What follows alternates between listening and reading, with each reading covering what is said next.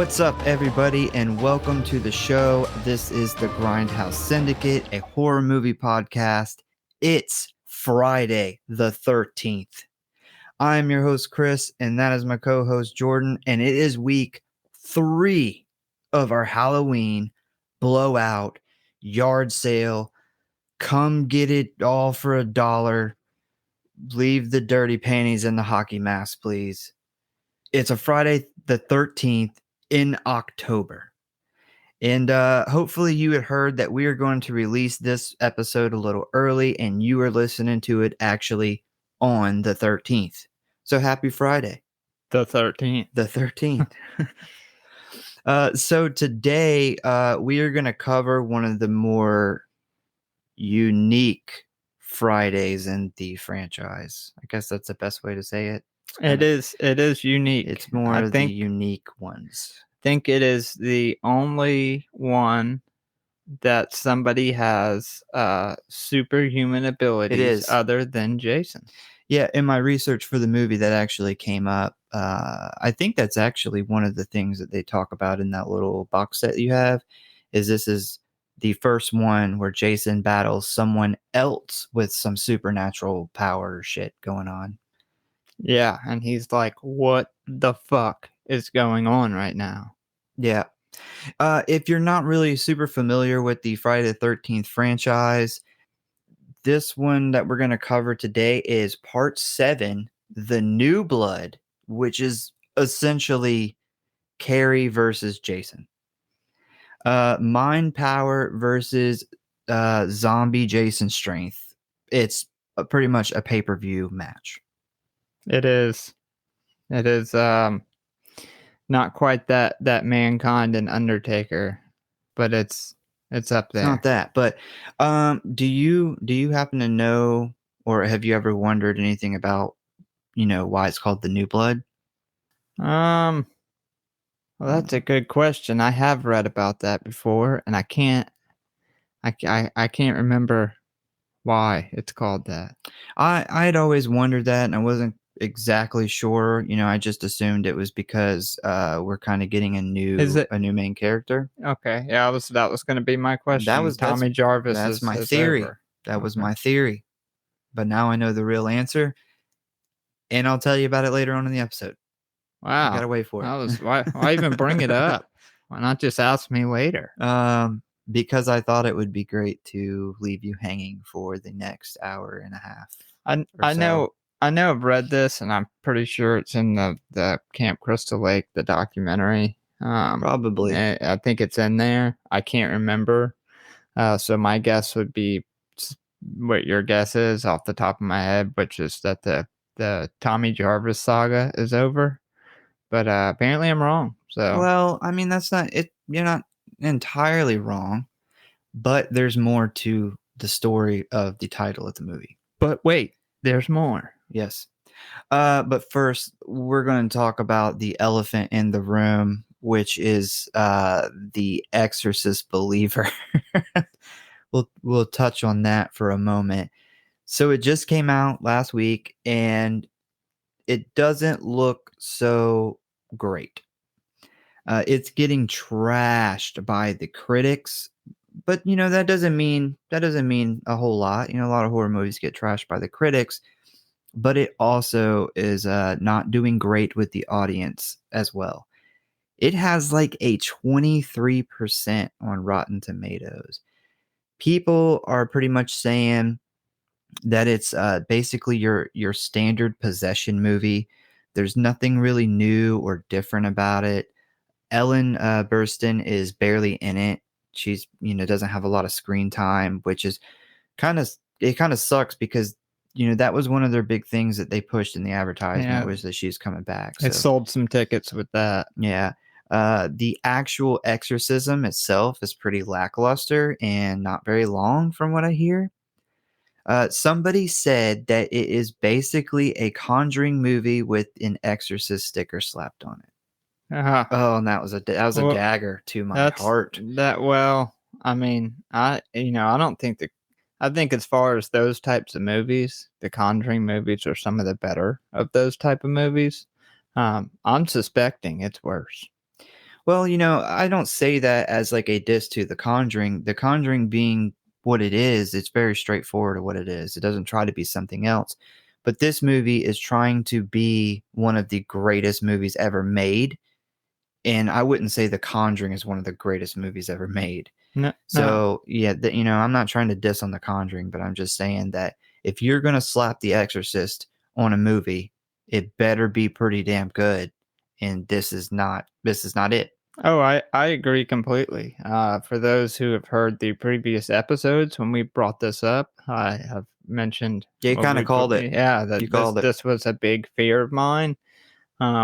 Specifically when the trailer released, and I first seen that. Just from what I could gather from the trailer, it felt like your stereotypical nowadays exorcism movie, which they're all kind of the same. And I was praying that they were gonna film it more like the original Exorcist, but from first reviews coming in, it does not sound like that is the case.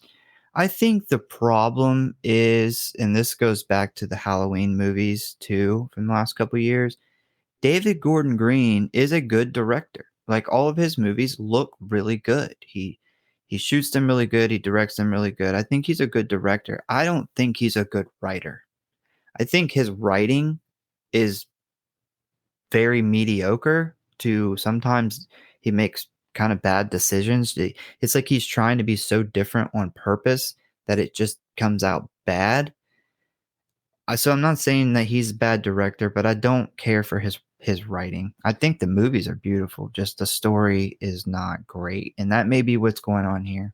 I agree. I agree with that. I feel like to do one of these movies justice, whether it's The Exorcist or Halloween, you have to be a really big fan. That way you can make a good movie what the fans want, but there's certain things that you don't do in a movie. And I was really worried when I found out about he was doing The Exorcist because of how Halloween Ends was. That was an absolute, like a huge Halloween fan would not have made that movie. The way Michael Myers gets his ass whooped in that movie, and he's like a hermit that gets his mask stolen, and huge fan of the franchise. I feel like would have never made those decisions. Yeah, I feel like you're right. I think a lot of it's I want to be different. Let's do this different. The problem is with these franchises, the fans don't want different. They No. want they want the franchise. That's what they're there for. That's what they fell in love with. We don't need you to rewrite the story. Yeah, I mean we haven't got a chance to see it yet, so I don't want to completely shit on it. I want to see it for myself, but this is pretty much the initial reaction from critics and just regular moviegoers. That's what they're saying about this. I have seen a couple people say they enjoyed it, but the vast majority is not too pleased with it. Meanwhile, though, Saw X is doing great. So we weren't completely let down with kind of the horror movies that came out at the beginning of October. Saw X is killing it. And that's great. And we touched on some Saw X stuff last episode in the beginning, so we won't go down that road. But it's doing awesome. Everything I hear about it's really good, and I'm very happy that Saw is kind of back to the top, back to its original kind of style.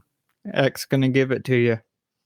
Oh I say yeah, they should have got some DMX in there for that one. I hate hearing that song. I feel like I've heard that song so many times. It's one of those songs I didn't originally hate, but now it's like you've heard, especially that one like 10-15 second chunk of it, and I just would like literally put my fingers in my ears if I heard it again.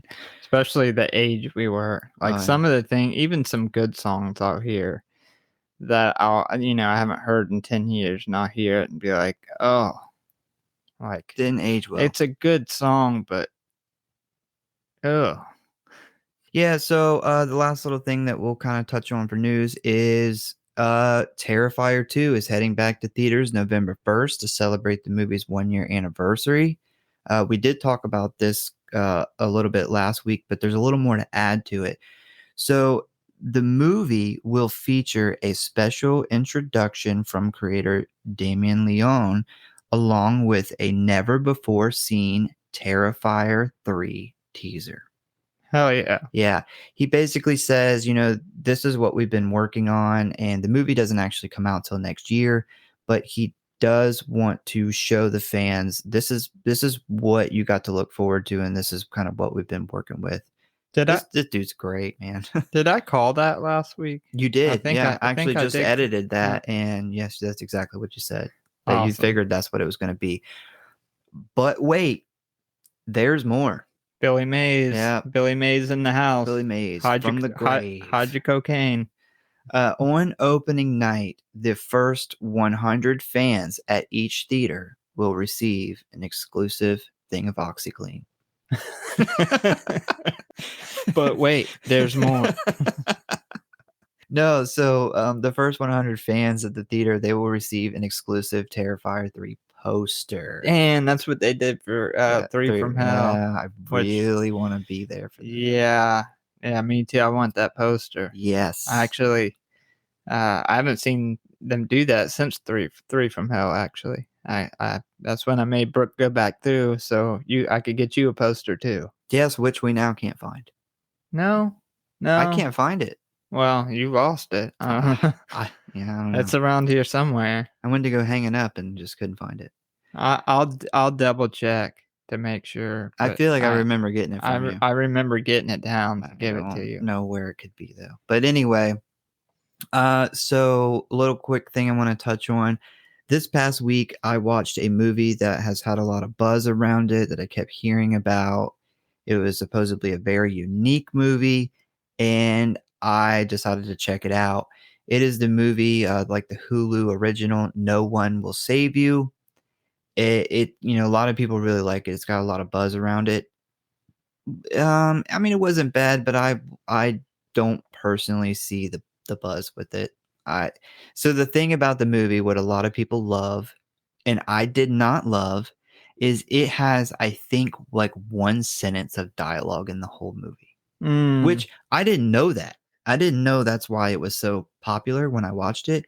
And I remember like an hour in thinking, have I heard a single bit of dialogue in this movie? Yeah, I don't like that. Yeah. I don't like that. I'll probably get shit on for some people for this, but I didn't care for A Quiet Place for that very reason. And A Quiet Place has more dialogue. I actually really like that, but yeah, I don't care for that. Yeah, so a basic kind of overview of the plot is essentially you have this girl in the town. Like everybody in this town kind of hates her for something, but you don't really find out why they hate her until later on. But essentially, no one wants anything to do with her. No one likes her, and an alien invasion actually occurs, and that's pretty much all I'll give to you. If that sounds interesting, then check it out. It's not a bad movie. I'm not gonna say it was terrible. It just wasn't for me. Why all the invasion movies where you got to be quiet? I don't know. That's a good question. Are you sure you didn't watch A Quiet Place? I didn't know. This definitely was a complete different kind of alien invasion. Completely different. Not the greats, huh? It's the reptilians. They were the standard big-headed, big they were eye. the Greys. Yeah, the Greys. Yeah, they were them. And they kind of hit in full force. And yeah, I don't want to give too much away for anybody that wants to watch it, but it's worth a watch if you are okay with movies that are visually interesting, but there's no dialogue really from anybody. But anyway, do you want to know what's going on with the show or talk about movies or request movies for us to cover? Then you can always find out what's happening by checking out one or all of our social media accounts.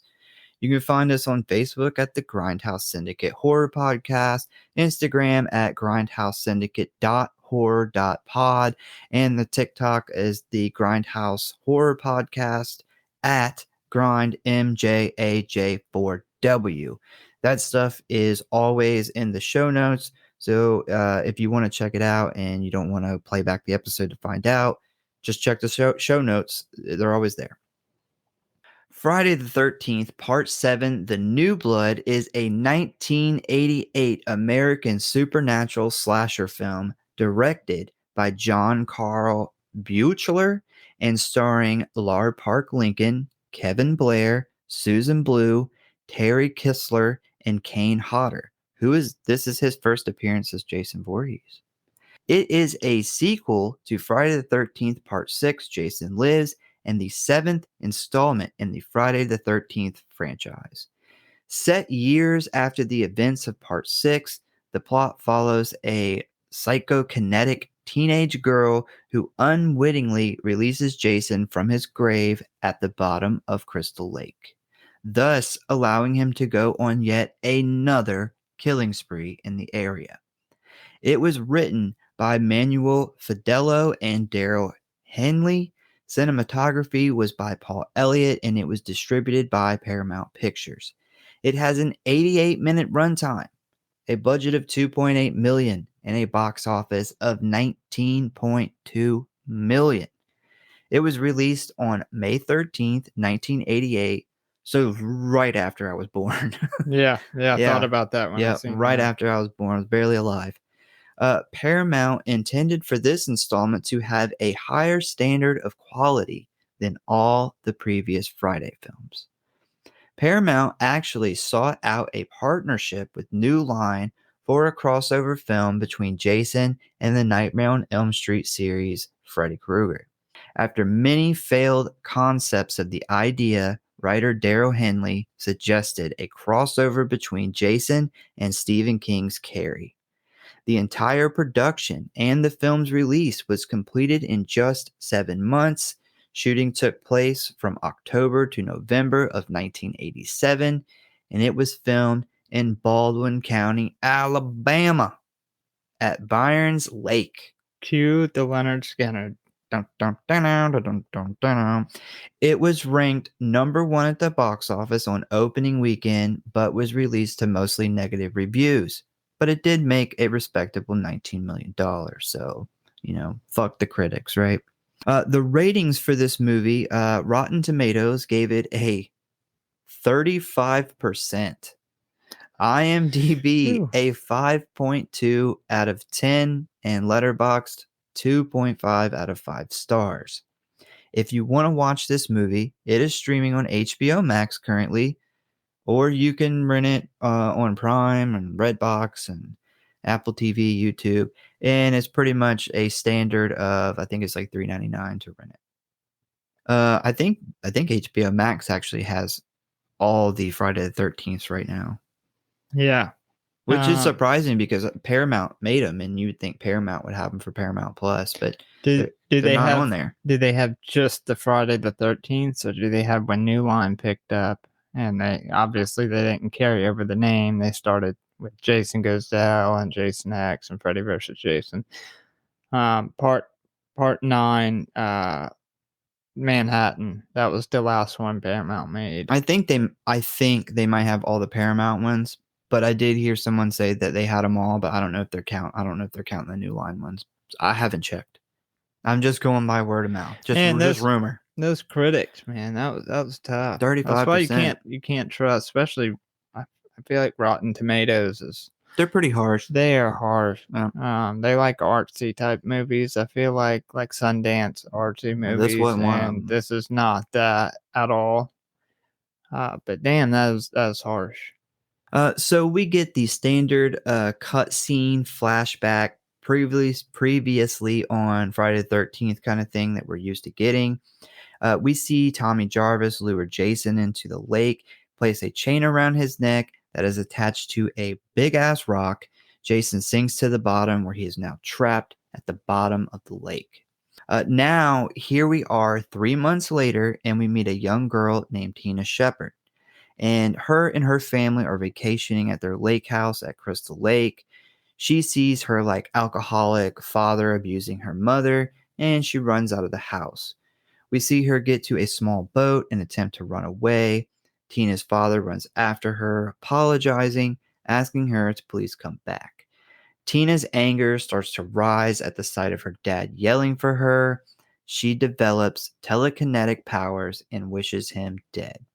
The water kind of starts to bubble and boil. It starts shaking the dock, and her dad's kind of standing at the end of the dock. And then we see the dock collapse, and her father was still on it. He essentially falls to his death. Yeah, he can't swim, apparently. I mean, I don't know. Maybe he got there was like a roof on this dock. Maybe it like knocked him unconscious. Yeah, well, they show him underwater, and like it almost looks like he's fine. He's gonna, but there is like some boulders that start moving around, so maybe he got knocked in the head. I don't know. All I know is when I picture an alcoholic and abusive dad, I don't normally picture him wearing a yellow sweater. That's the money having The money alcoholic abusive money. Yeah, dads. he's got a very nice kind of cream yellow sweater. It just didn't That's really his fit to me. That's his wife beater. It's a rich man's wife Yeah, beater. that's a rich man's wife beater. Yeah. Yeah. Yeah, get over here so I can punch you with my Rolex on. So then we time jump to 7 years later, and Tina is now a teenager. In a car ride, her mom kind of fills us in on what's been going on over the last few years. And she says that Tina has been struggling with the guilt of killing her father and has been in a mental institution, receiving therapy and care for her issues. The doctor that has been treating her wants to try taking Tina back to the house where this all began. And I will say that Tina's mom looks like she stood behind a jet engine with that hair. That is some terrible, it's like slicked back, but it's dry. It's like blown back with like a hair dryer. The old lady Oh my 80s. God, that's terrible looking The hair. old lady 80s look. I'll say Dr. Cruz is from the get-go with this guy. Like he's I'm going to sell you some snake oil. Like he just gives off that vibe. Yeah, they picked a great actor to play him because his face, I just hate him. He's got His totally look. punchable face. Yes, for absolutely. Sure. And he'll try to sell you on it too. So her psychiatrist, Dr. Cruz, who they call Bad News Cruz, is already waiting on them at the lake house. And unbeknown to Tina's mom, Cruz plans on trying experiments with Tina's abilities by using verbal assaults to bring them forth. He very much plans to try to extort her and her abilities for money and fame. He said he's got a golden egg on his hands. And he's about to, well, I guess you wouldn't milk an egg, but if you could, he was going to milk it. He probably, if he thought there was money in it, he would totally milk an egg. Yeah. This guy's a bastard. Yeah, he's like, there's like, they're up in the office. He's doing them tests on her. And he's almost just like, God damn it, Tina, like make this move with your mind so you can make me rich. I mean, so you could get better. Yeah. It's part of a treatment plan. You wouldn't understand. He even says that a couple times. I know. Like, it's your treatment. And it's like, no, this is you trying to get evidence that I can move shit with my mind so you can somehow make money off of it. Well, when her mom finds everything out, he literally tells her, "Oh, this is part of the treatment plan. You wouldn't understand. Like you're too dumb. Yeah, you're too dumb to understand. I'm a doctor." You're almost waiting for him to say, shut up, bitch. I'm a doctor.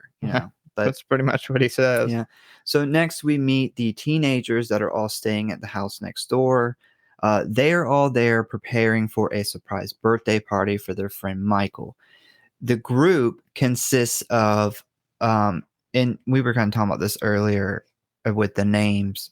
So the reason when you brought it up to me earlier, I kind of laughed is because I didn't pay attention to any of their names at all. So when I started writing this episode, I was like, oh shit, I don't know anybody's name. Yeah, I was in the same boat. I spent a considerable amount of time trying to figure out names here. Because the problem is, even when you look up the cast, they're all old. Yep. So you can't hardly tell. Same thing. And then thing. I actually noticed one person in the main group that wasn't even in the cast on at least when you Google it, the IMDb. Yeah, there was somebody I was trying to figure out their name, and they weren't in the main cast either. But then they had like Corey Feldman in because he's in a cutscene in the beginning. Yeah. I'm like, what the fuck is this? But Yeah, it's very, anyway, very confusing. yeah. Anyway, I'll give you the list of names here now.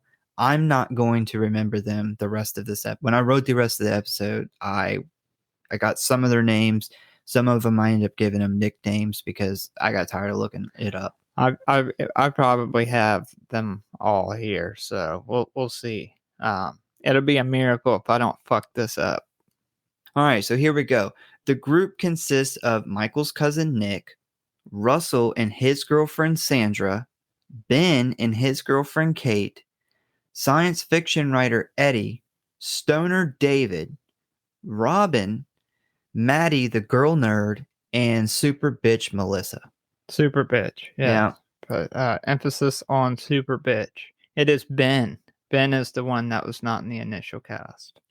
Yeah, that's right. I did notice that. That's the same problem I had. And you know, for him being one of two African Americans, I was racist. Yeah, I don't know why they left him. him out. And, I was like, well, maybe I just missed him with the pictures because, a lot of them are older. And I'm like, there's no way I missed him. And he's he's a character. He's He not is a just like a full-on character, yeah. background character or something. Yeah.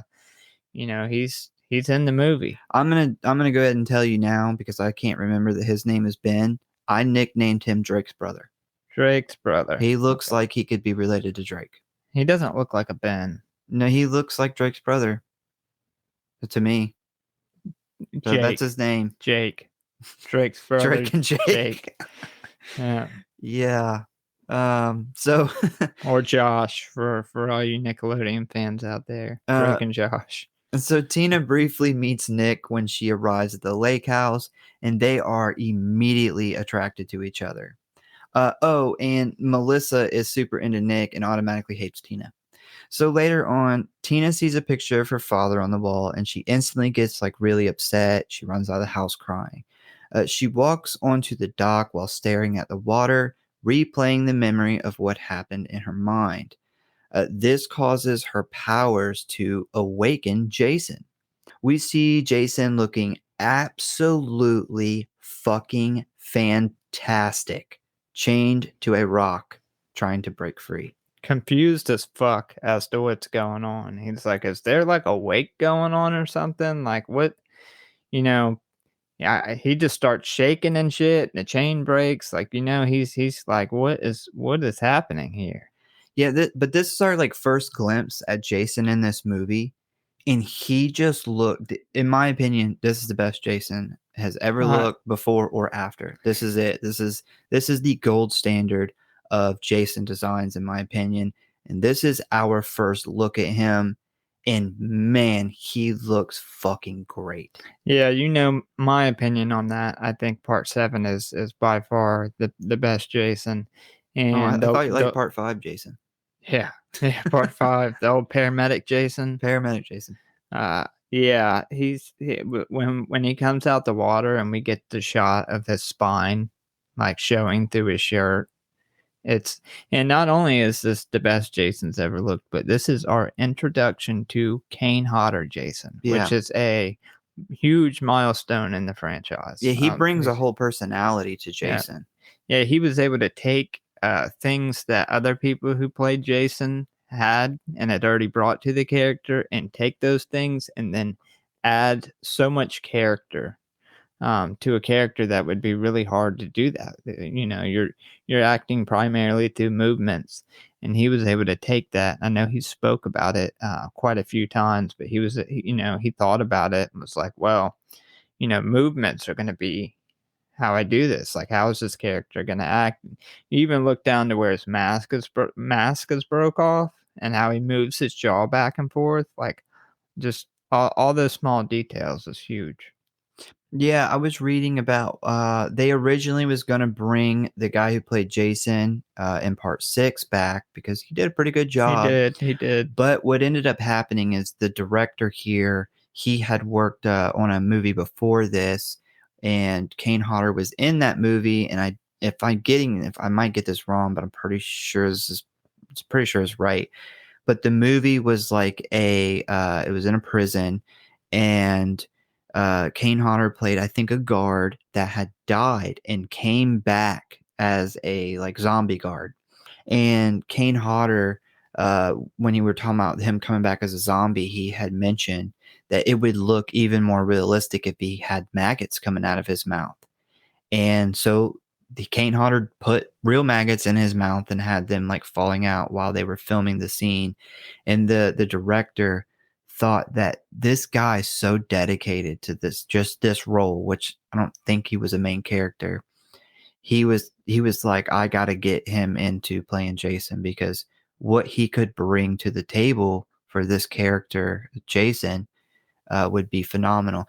And that was an amazing decision. It was. I think part 6 Jason was fantastic, but yeah, that is a franchise changing decision. Uh, the maggot thing is totally, it's just like a Kane Hodder thing to do.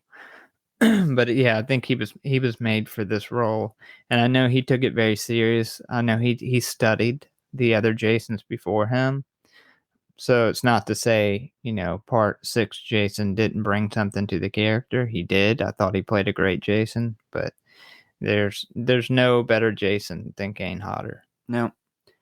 So Tina thinks that she kind of senses her father below the water, and she attempts to bring him to the surface.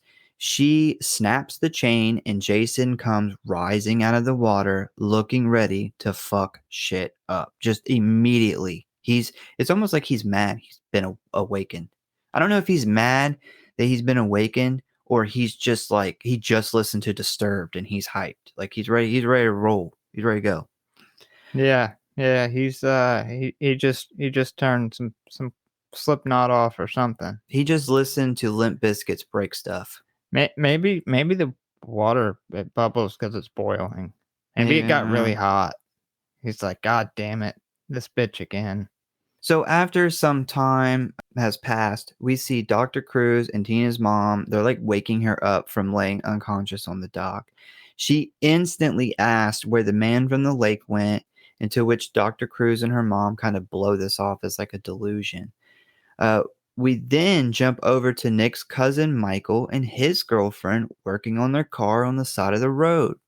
They discuss walking to the lake house, but instead they decide to just camp some spot in the woods, and they'll walk the rest of the way in the morning. Nick comes over and he invites Tina to this surprise party for Michael.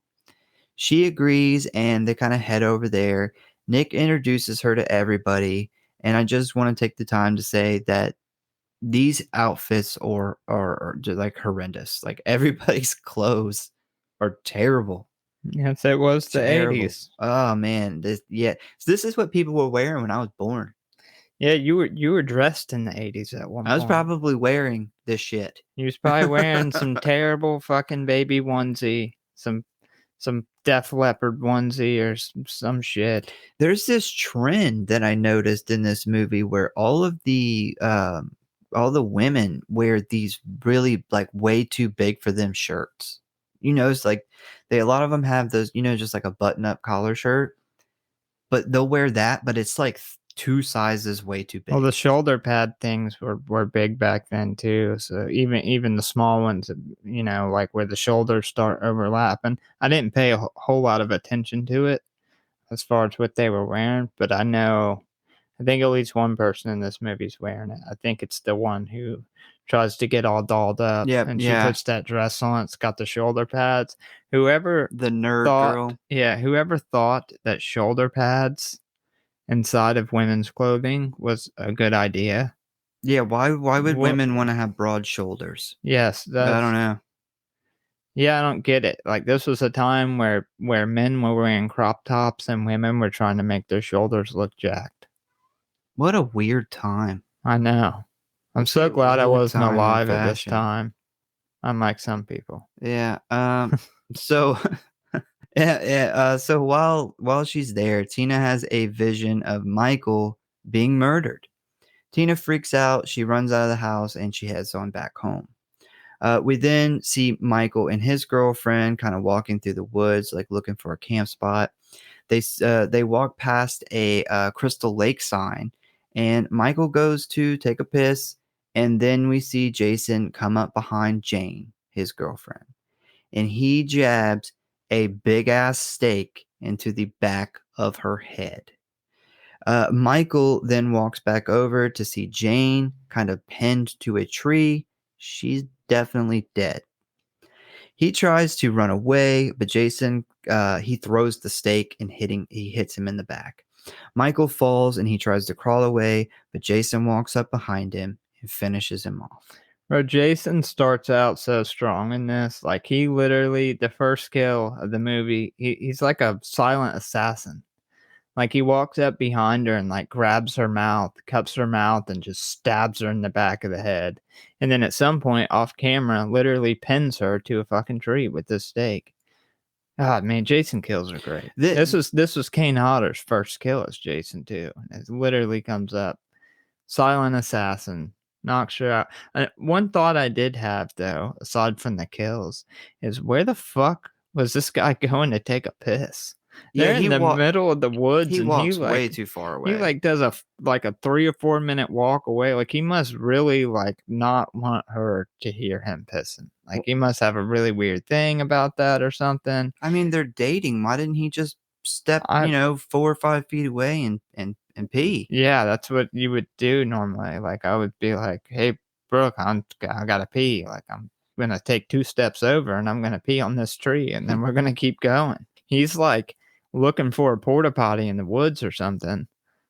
Yeah, he decides to walk to Nebraska to piss, and then when he comes back, Jane is dead as fuck. He not only stabbed her in the back of the head, he's had enough time to pin her body like 8 foot up on a tree. Like, her head's probably 8 foot off the ground. Well, I noticed in this movie that Jason is everywhere in this movie. Like, there'll be a scene where he kills somebody in a house, and then we jump to a scene of like somebody running through the woods, and then he's there. It's almost like there's 4 Jasons running around. He's got that moped. Remember Robot Chicken? He's got the moped. Yeah, it's good. Got the silencer on the moped. Yeah. Nobody hears him. So when Tina returns home, she finds a big-ass metal stake stuck into the door frame. She panics. She runs in to tell her mother and Bad News Cruz. Cruz goes outside to investigate, only to claim that he found nothing there. Next, we see a man and a woman camping out in the woods. They are seated by a fire just talking when the woman announces that she is too cold. The boyfriend says that maybe they should do sex. Always a good option. Yep. He said we should just do some sex about it. If you're cold, that will warm you up. That is a scientific fact. It will increase your heart rate, increase blood flow, make you warmer. But she wants him to go get firewood. So he heads off to get some firewood. Firewood. I went to go get some fireworks. Trying to really get her in the mood. Yeah, fireworks will get her to do the sex. And she gets in the tent and begins to undress. I guess she changed her mind. Why does this is like Michael. Why does he go so far away to get some fucking wood? Yeah, I put that in there too. He not only goes far away, but he starts chopping wood. And anybody who's ever been camping in the middle of the woods knows you don't have to chop up wood. Like, he's getting his first thing of wood. There's sticks and dead stuff everywhere, and he's gonna go like 40 foot away from the tent and start chopping wood. What kind of sense does that make? Yeah, I mean, he damn near needs a map to get back. I mean, there's literally like a 30-40 seconds of him on film just walking to just to look for wood. He hasn't even found the wood yet. He's just looking, and I'm like, good God, man. Maybe he had to pee. In the 80s, you had to be at least 50 foot away from your girlfriend to pee. Wouldn't it be great if he runs into Michael? Yeah. Hey, bro, have you seen a porta potty out here? Have you seen some wood?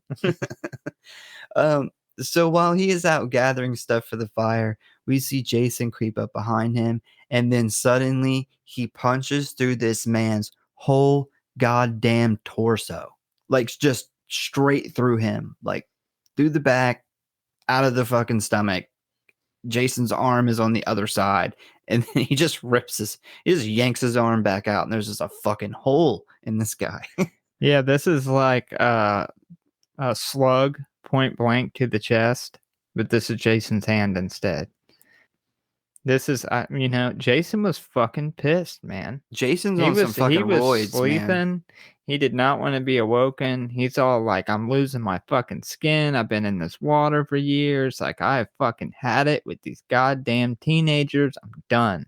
I'm finished. I'm telling you, man, he's shooting roids. He's like, I don't even need to see the premarital sex first. I could hear you talking about it, and I'm not gonna fucking have it. That's all it takes is just to mention sex. He's coming after She's you. getting naked for sex. We got to put a stop to this. Yep. The man, he ends up falling and he dies. And we see he dies. He dies. Well, he limped off with that hole in his chest. Yeah, he's dead. He's dead as fuck. Yeah, he's dead. And then we see Jason pick up his machete and walk off. We then see Jason kind of creeping up on this tent. The girlfriend is inside. She's naked. She's ready to do the dirty. Jason cuts the side of the tent open and pulls the girl out by her sleeping bag. And at this point, we are about to hit a legendary moment in the whole entire franchise. Yes. So the girl, she struggles to get away, but she can't escape the sleeping bag. Jason then picks up the sleeping bag kind of up by the end, and he swings it full force into a tree. We hear a loud thump from the hit. The girl falls dead. And that is what is known as the motherfucking sleeping bag kill. That is the sleeping bag kill, and it is fantastic. I mean, when he pulls her out, he's like dragging her like a sack of fucking potatoes, and then he hits that tree. It only takes one hit. Jason only needs one hit. He may have killed that tree. The tree is also dead. He may have killed that tree. So the next day, we see Nick and Tina. They're kind of hanging out. They're talking by the lake. Tina tells Nick about her father's death, the mental institution, and Dr. Cruz. And, he takes all this very well. This is no big deal to him. Yeah, really well. Like if there's not a red flag, there's about 14 of them. Yeah, when I seen this, I'm like, what the fuck, man? Like, this girl just told you that she thinks she killed her dad and that she's been in a mental hospital, and you are still trying to get in her pants. Yeah, I have nothing against mental illness or people who have issues at all, but if you meet somebody and they tell you that they killed their parent and they've been in a mental facility, I don't even know what to say to that. Like, that's so obvious. Like, get the fuck out. Yeah, she even says to him at the end of this conversation, she says something like, well, you may not be real. You may be a delusion. Yeah. And I'm like, bro, you need to step the fuck away from this. Like, she's telling you she doesn't even know the difference between reality and these delusions she's having. I'd be like, you know what? I totally forgot that I was supposed to go pick my cousin Michael up. That's why he's not here. I'll see you when I get back. And then that's it. Boom, you're gone. Yeah, he must have been really, really horny. He is horny to get in her pants. Well, he could have. And he's got all those other chicks. Yeah. I mean, well, you got Melissa, then you got the two other kind of nerdy girls who were like dying to fuck somebody. They go after David. Like, he probably could have hooked up with any of those girls. There must have been something about her. And she's got that like psychokinesis. That psychokinesis charm. You know about that. That's famous. You know about that. The psychokinesis charm. Yeah, it's, so many girls have that. Yeah, it's it's a dangerous thing. Yeah, so a little later on, we see Tina head over next door to see Nick and attend a cookout. And while there, Melissa makes fun of Tina for being in a mental hospital. She then breaks Melissa's necklace with her mind powers and runs out the door, appearing very upset. Yeah, this is another thing. Like, if you hear somebody talking about killing their parents and being in a mental institution, you probably shouldn't make fun of them about it to their face. Well, Melissa's her first priority is being a bitch. Yeah, That's it. yeah, not possibly getting killed by this crazy lady. It's I mean, just we see that through, especially in the end of this movie, that she just her first priority is just being a bitch. Have you noticed in almost all these 80s movies that we've covered, the ones we have, there's always that bitch. Yeah. I mean, Even these are slasher movies. You have to have these certain characters. That's just standard. even the 90s too, it bleeds into like the faculty. When we did that, like Yeah, there's always Delilah. yeah, Remember there's her? that horrible bit. We have, like, down the road after like a year, we need to do a whole podcast episode on who's the bigger bitch. No, that's We could good. do That's a a great whole idea. episode That's on a it. great idea. So back at the house, Tina and her mother are arguing with Dr. Cruz. Tina and her mother, they want to leave the lake house, but Dr. Cruz says, fuck no. And that Tina will end up in a mental hospital for the rest of her life. Tina then uses her mind powers to throw a whole ass television at Dr. Cruz. Hell yeah. Them TVs back then was heavy too. Oh yeah, that was like a 250-pound TV. It's like 24-inch TV, but it probably weighed a good 250. At least. The speakers in that thing probably weigh more than your flat screen at home. Yeah. Yeah. Too bad she didn't hit him with it though. He ducked, doesn't he? Yeah, he ducks it. Too bad. Yeah, I would have loved to have seen him not duck it, but yeah, you would think this would be a good time for him to be like, all right, I'm not going to push so hard. So on her way out of the house, she runs into Nick. She asks Nick about his cousin Michael, and he tells her that he never showed up.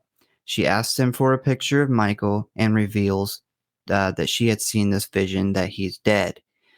He doesn't really believe her, but then they get interrupted by Tina's mom, who informs her to pack her bags that they are going to be leaving in the morning. So Nick carries a picture of his male cousin in his wallet. That's a good point. That's weird. Was this an 80s thing? Like, do you have all your cousins in there? I don't know. was he banging his cousin's girlfriend? Yeah, I mean, even if you were, why would you carry around a picture? So Maybe he's in love. Say that is true. When someone says, "Well, do you have a picture of him?" You don't want to be weird. You just say, "Well, fuck no, I don't have a picture of him. That'd be weird." But he's like, you know what? I do have a picture of him actually. I like to look at it very often when I miss him. Maybe he was gonna give it to him for his birthday. A picture? Maybe it was a special picture. I can remember this. It was not even. That don't even make sense because it's not even them two. No, this makes no sense. This doesn't make any sense at all. Snuck this picture of you and your girlfriend. I didn't have any money, so this is what I got you for your birthday. Yeah, this is just Merry weird. Christmas. This whole thing's weird. But next we see Sandra and Larry, which I'm gonna be honest, I can't picture what either one of these two people look like in my mind. I can't either, but I remember them getting her killed. nipples. I remember her getting killed. I remember this happening in the movie, but they just have these faces that are just not memorable. You don't remember that yellow top? Yeah, no, I remember that. I just don't remember her face. I don't remember her face or his face because of that yellow top. Well, he's about to lose his face. So.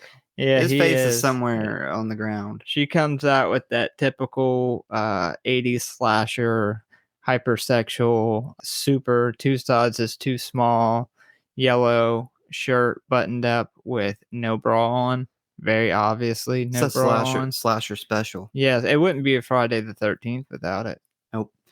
Next we see, I already said that Sandra and Larry, they walk to the lake to go skinny dipping. Sandra jumps in the water first while Larry is removing his clothes. We then see Jason walk up to Larry and pretty much remove his face with an axe. Hold on now. This guy's name is Russell. Okay. I told you. Now I'm worried, like, who got it wrong? Because, I mean, I just... was, I was like, oh fuck, I don't remember a Larry. No, there's a Larry in the Is cast. that the actor's name, Larry? The fuck if I know? I don't know. All right, well, for considering I just watched it, let's go with Russell. Hold on, didn't I say there's a Larry in the beginning? Oh fuck! I just make up a name. I don't have a Larry in my notes. Yeah, I don't know. I'm trying to Well, find I out got where the it is. cast up right here.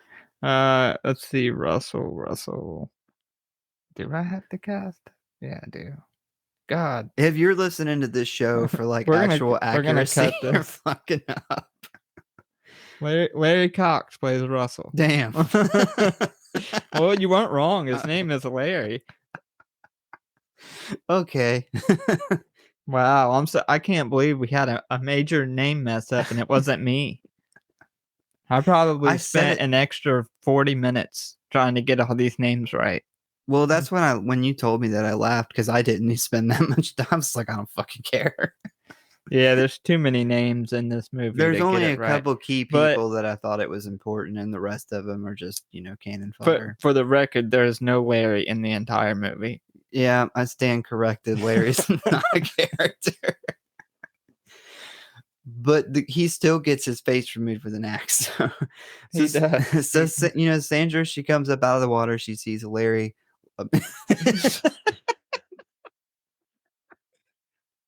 What's his fucking name? It's Russell.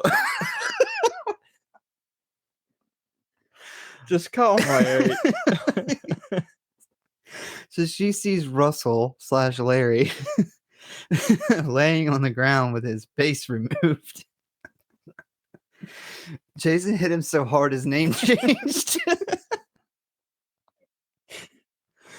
Oh man, I'm gonna make you a Larry now. She's like, I can't tell who he is. His face is gone. He's like, Larry, is that you? Larry's face, you in there, brother?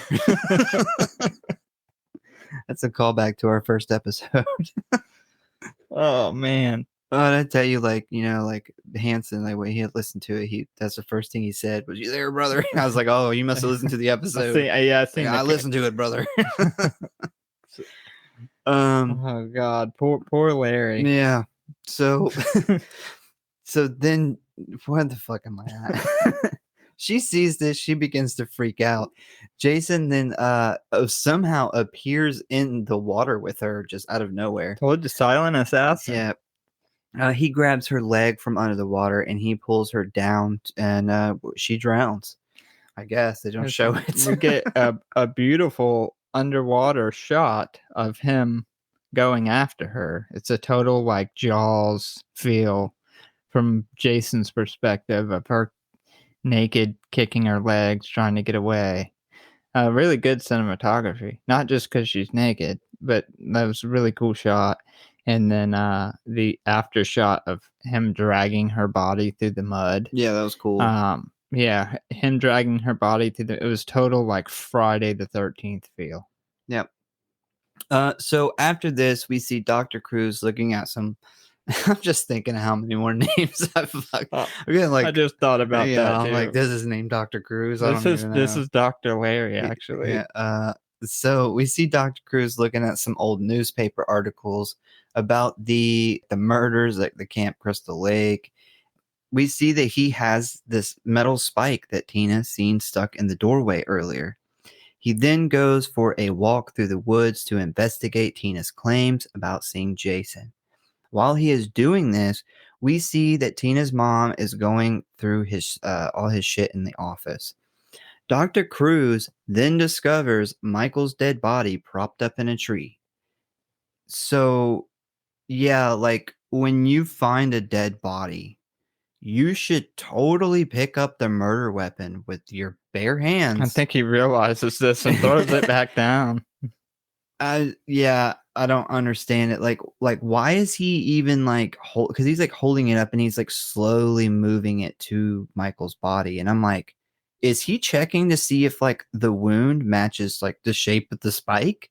Like, it has blood on it, dude. Like He's like, I'm a doctor. I gotta check. this is obviously the Maybe murder weapon. maybe he was a medical examiner at some point. I don't understand What I this at don't all. get is that he takes the steak. I don't understand why he takes the steak. I guess you could make the reasoning that he didn't want them to freak out and leave because he was trying to get this evidence. Oh yeah, But why totally. I mean, he could have totally been like, made up any reason for the steak being there. Said it was already there, whatever the reasoning is. But where he finds the steak, but then he finds the same steak that was the murder weapon. Like, Well, it's the same type of steak. It's not the same one. do they say it's not? Well, it's No, obviously no. not the same one because there's two different ones. But I don't really like. I think that's why he picked it up because he's confused because he thinks That he has like the only one. that he had the steak. Where are these steaks coming from? It's almost like Jason killed somebody that had a tent earlier in the story. Is that how they did? Is that well? No, because I don't know. he kills Michael before he kills the tent. The Oh tent. yeah, that's a Yeah, good point. yeah, they're the second to die, and I don't know. I don't even think they had names. And that's what I love about like it's a staple of a good Friday the 13th They when they do have add some names. people in there They just don't say just to them. be killed. Like they're literally put in there just for the sake of having some extra people to die. But anyway, that's the stakes that they use. Like that looks like a fucking stake you would use to kill a vampire, except it's metal, but it's massive. Um, yeah, I don't know. If you were camping in the 80s and you were listening to this, please comment and let us know if tent stakes were like a foot and Way too big. yeah, a foot long, massive. Yeah. Really didn't want their tents going anywhere in there. The wind was The really bad in wind. the 80s. Yep. So Tina's mom finds the spike that Tina seen earlier hidden in Cruz's desk. She also listens to a tape of Cruz discussing Tina's powers, and Bad News Cruz walks in on her and they get into an argument about his true motivations with Tina. Tina hears this discussion from the hallway and she hears that Cruz plans on committing her to the mental hospital. She says, "Fuck this, I'm out. My Uber just pulled up." She dips out. She ends up stealing her mom's car, and while driving down this dirt road, she sees a delusion of Jason killing her mother in the middle of the road. This causes her to swerve and wreck the car into the trees. Next, we jump over to Maddie, who is if I'm pretty sure, she is the nerd girl. Yes, that is correct. So we She's see, trying to get all hot. yeah, she's. I guess she don't look that different to me, but No, I guess I she think can. she's vast improvement. I don't think She she's looks like she hot, took her but glasses off and put makeup on. That's just, I don't know. that's an improvement for her. Yeah. Uh, so we see her walking around outside looking for the stoner guy, I believe. Yeah. Why? What did you ever catch a reason? Because I didn't, and I was very confused. Why she finishes putting on her makeup and then walks directly outside and starts yelling for David? Like, why would he have been outside? Like, I even rewound it to see if she heard a noise or something outside. Like, there's nothing. She literally just gets done and walks outside, and then like she thinks David's like spying on her or something. So what occurred here is this is because of editing, and what happened was when they submitted the movie for its rating, they kept having to cut stuff. And one of the things they had to cut is actually what originally happened with her. So she gets all good looking or whatever, and she goes and she's kind of looking for David because she wants to try to fuck him. And she ends up discovering David and Robin in that shed, smoking a joint and like kind of hanging out. Popped. And yeah, marijuana. Oh, God. And they're lucky Jason didn't show. Jason was too busy murdering the campers trying to fuck, probably. He's got his 'Cause hands full. there's this marijuana going on over here, and he doesn't know about it yet. He puts premarital sex above marijuana. Yeah, That's the priority. Is I the bet you it premarital is. sex. So anyway, they're kind of hanging out in here, and she kind of busts in on them and catches them, and she's kind of like pissed off. She's like, "What?" Looks at Robin like, "What are you doing in here with him or something?"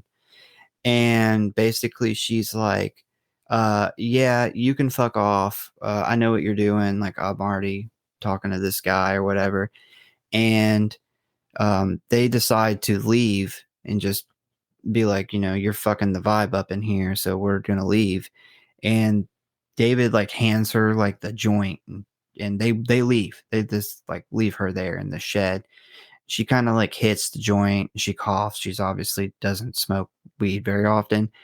And then I think that's when we get the cut of she kind of leaves out of there and she's trying to get David's attention again because she wants to try to talk to him again. But we didn't see any of that. That Yeah. whole scene is chopped out. It's actually a deleted scene that you can watch on the DVD. That sheds a lot of light on that because I was really confused with that.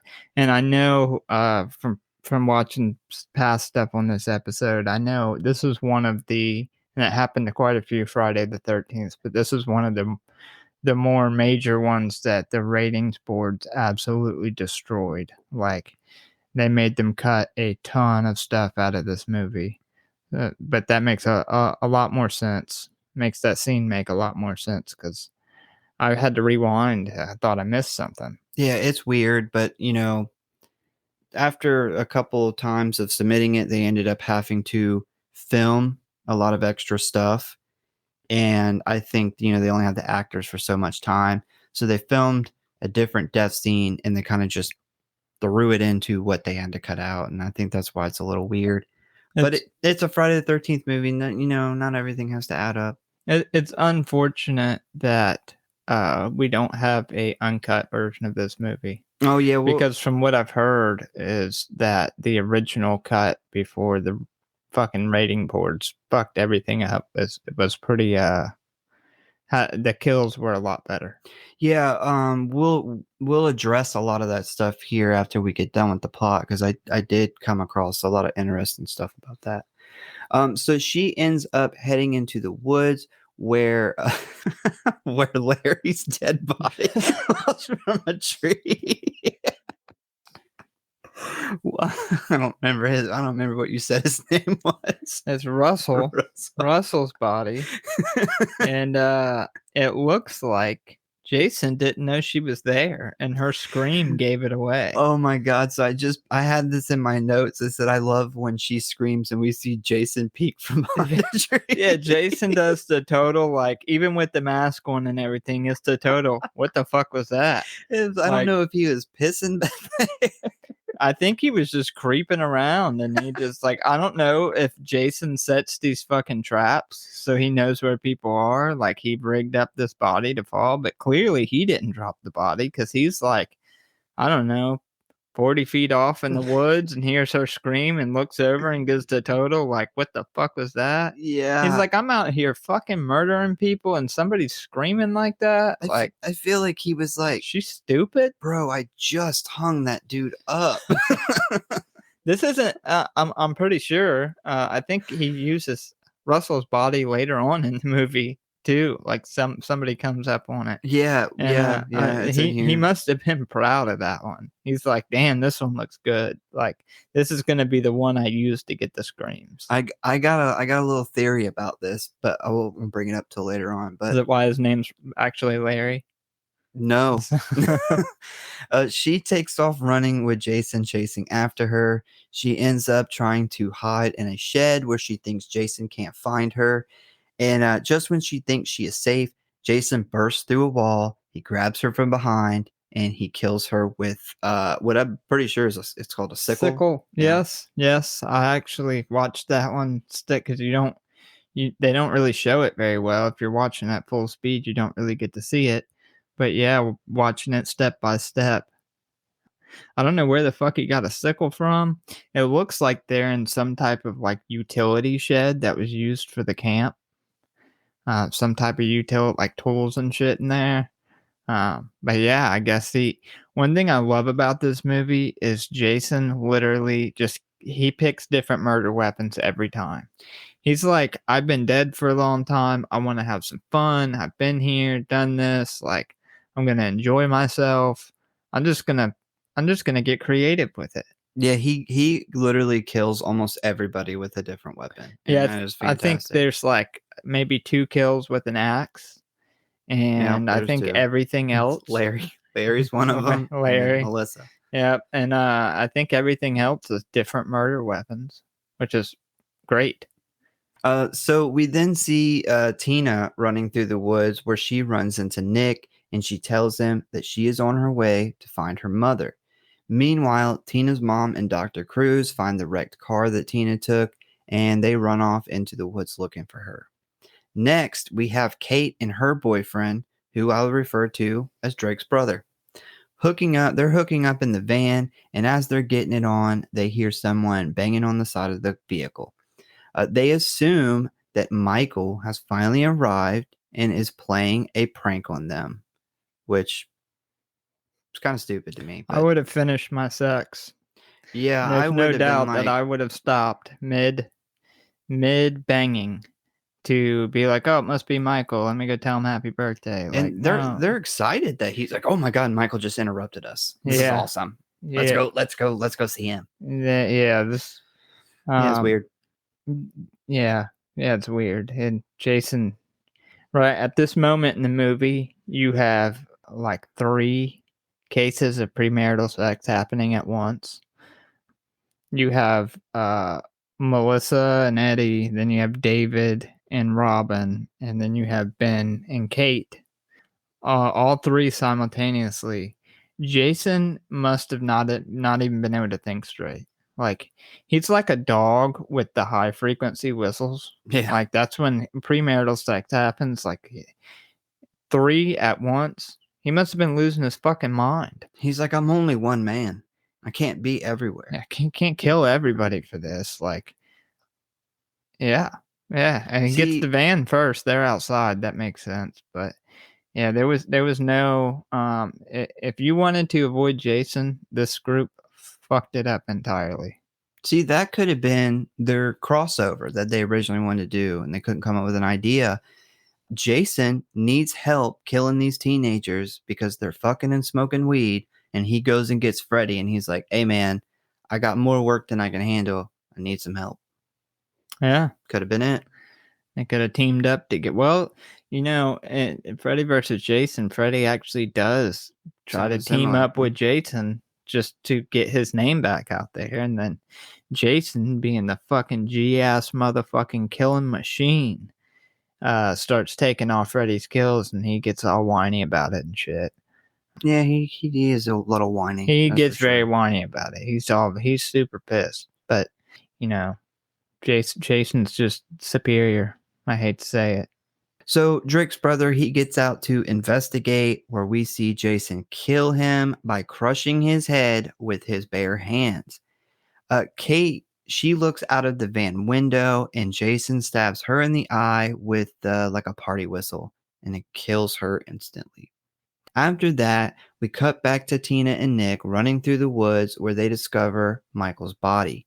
Nick gets upset by this, and I think it's safe to say that he now believes Tina. He's pretty much You been know, doubting her this whole if time. I'm Nick in this situation, I would have thought that she had something to do with him dying. I would have thought like she knew who killed him, like she was there for it. I would have believed that over this girl having psychic abilities. Well, he's blinded by love, though. Yeah, like you meet some random girl and she's like, "Oh, I think your cousin's dead." And you show her a picture and she's like, "Yeah, he's dead." And then you find out she was telling the truth. I would be like, "Okay, what the fuck do you know? Like what's going on here?" Now, Robin and the stoner guy, they finish hooking up, and he decides to go down to the kitchen for something to eat. And once he gets down to the kitchen, he walks right past Jason, who is hiding in this dark corner. I was going to ask you if you caught that cuz Yeah, this is dude. actually the It's first awesome. time I've ever actually caught this. And it was actually on rewind. And I love the way this is shot because the way it's shot at the angle, you're looking at the window for Jason. Like you don't know Jason's in the house yet. So you're looking at the window thinking you're going to get like a silhouette of Jason or something.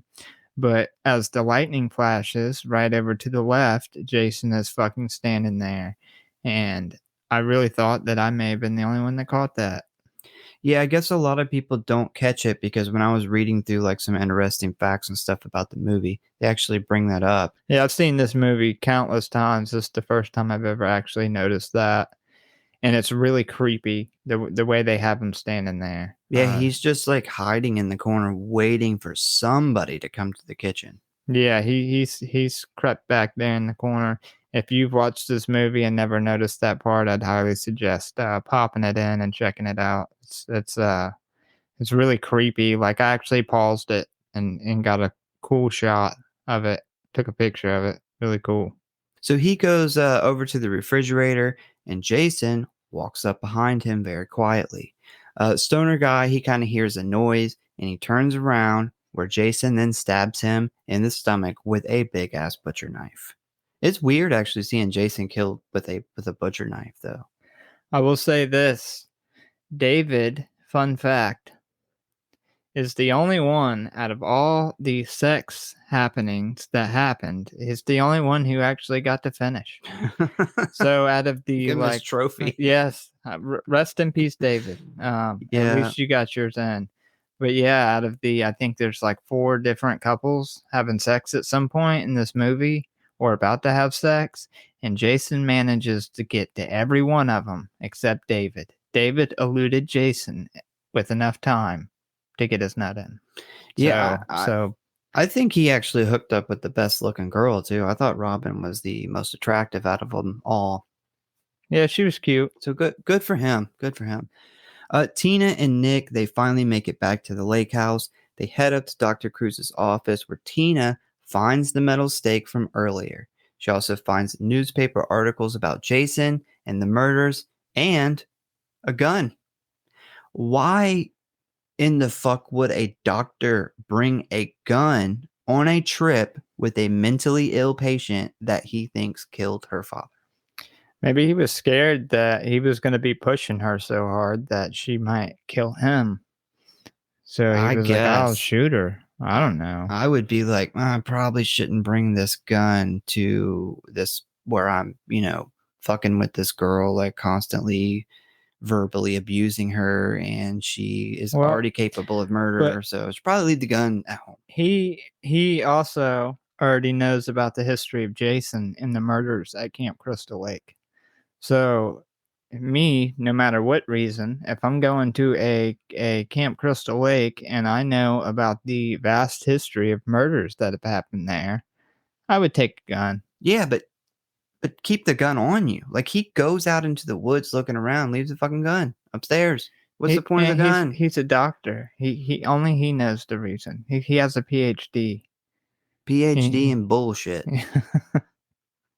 So she reads the news articles and figures out that she wasn't delusional and that the man that she's seen earlier was actually Jason Voorhees. This causes her powers to start shaking the room like an earthquake. And I was thinking, so if her powers are controlled by her emotions, like I wonder what happens when she like orgasms or when like someone cuts her off in traffic or like That's two way different things. What if a dude like breaks up with her? Does he just like explode like a hot dog in a microwave? Like, yeah, Nick is actually dead in real life because they broke up a couple years later, and he just blew up. yeah, like there's all these like emotional things that could happen to her, like happen to normal everyday people. Is like everything around her gonna destroy every time something happens to her? Well, we do know when she gets mad, like we do have a good idea of what happens. But the orgasm question, that's a good question. Yeah. I do wonder what happens. I assume the room shakes like does that. The like sky break open, the sun come out? She couldn't like if she was with somebody, she couldn't fake it. He's like, I know you're faking. The room isn't shaking, but the walls are intact. She's like, no, I totally came. Yeah, that'd be a tough fake. And as a guy, you can't even call her out about faking it. So then you just like feel down about yourself. You're like, damn. Yeah.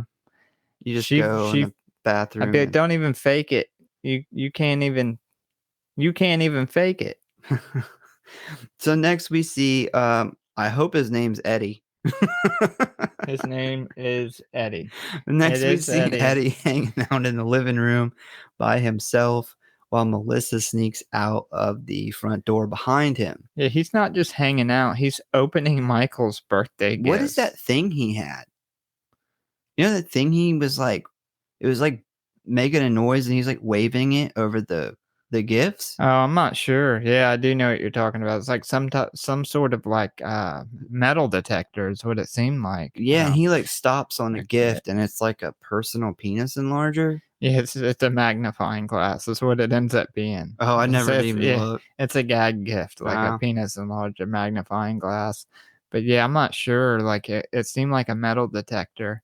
But the dude totally gets like shut down by Melissa, who is a total bitch. Like she should have totally just shut him down and been like, "Hey, it's not working." Not, "Hey, I only brought you in here because I was trying to make Nick jealous. Like, I don't really like you. You're a fucking loser."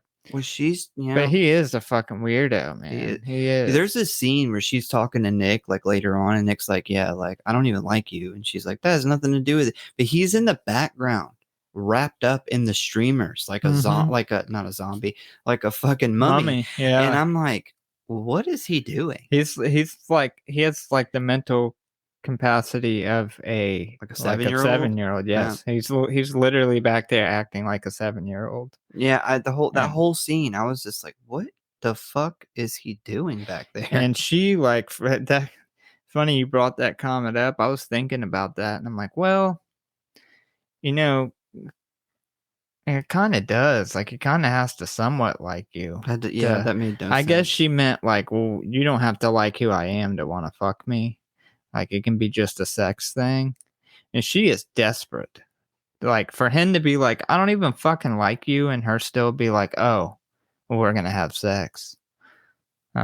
Yeah, it also seems too from his conversation earlier with Tina that he doesn't really know any of these people.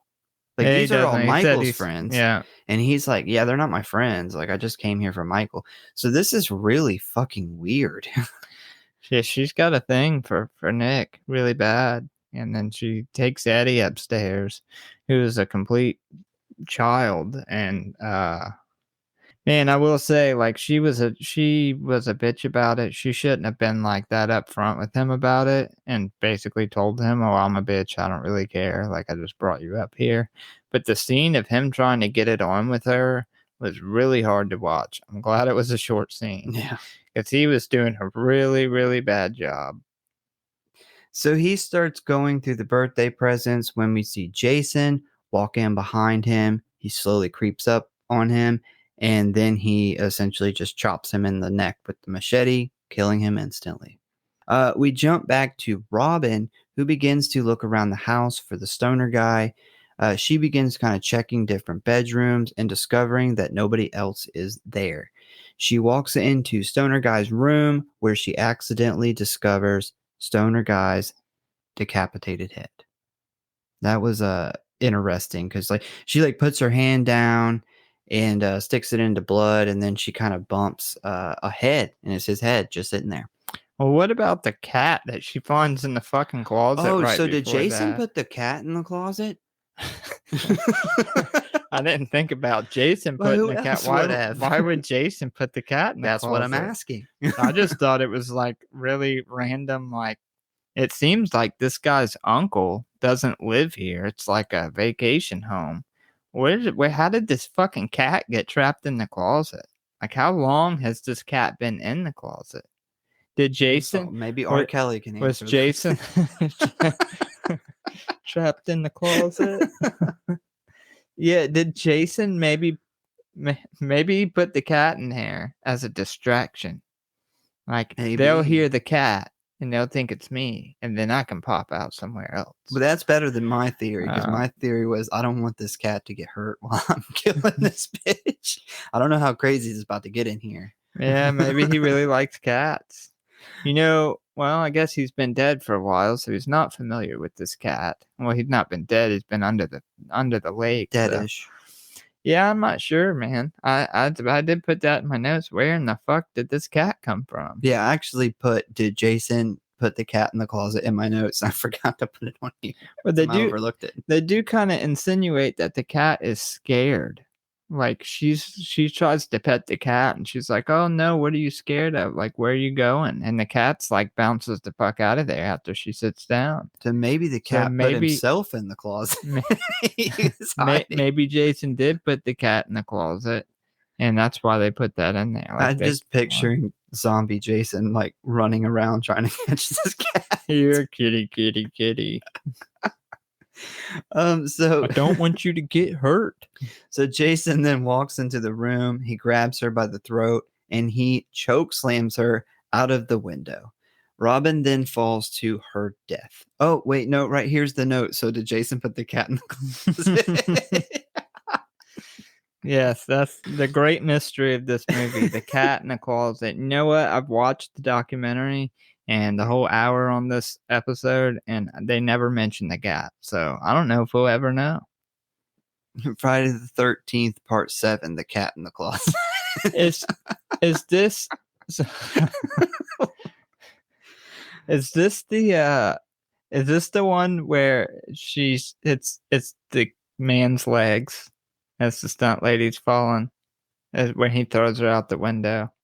I remember there's one where somebody gets thrown out the window and it's like a man's leg. I paused it and I was like, I unfortunately can't really tell. It still kind of looks like a woman's legs. I mean, I don't know. I did read about this scene because this is another scene that they actually had to go back and film again. Originally, this is not how she was killed. She was killed a different way. But they did bring the actress back and film a different version of this.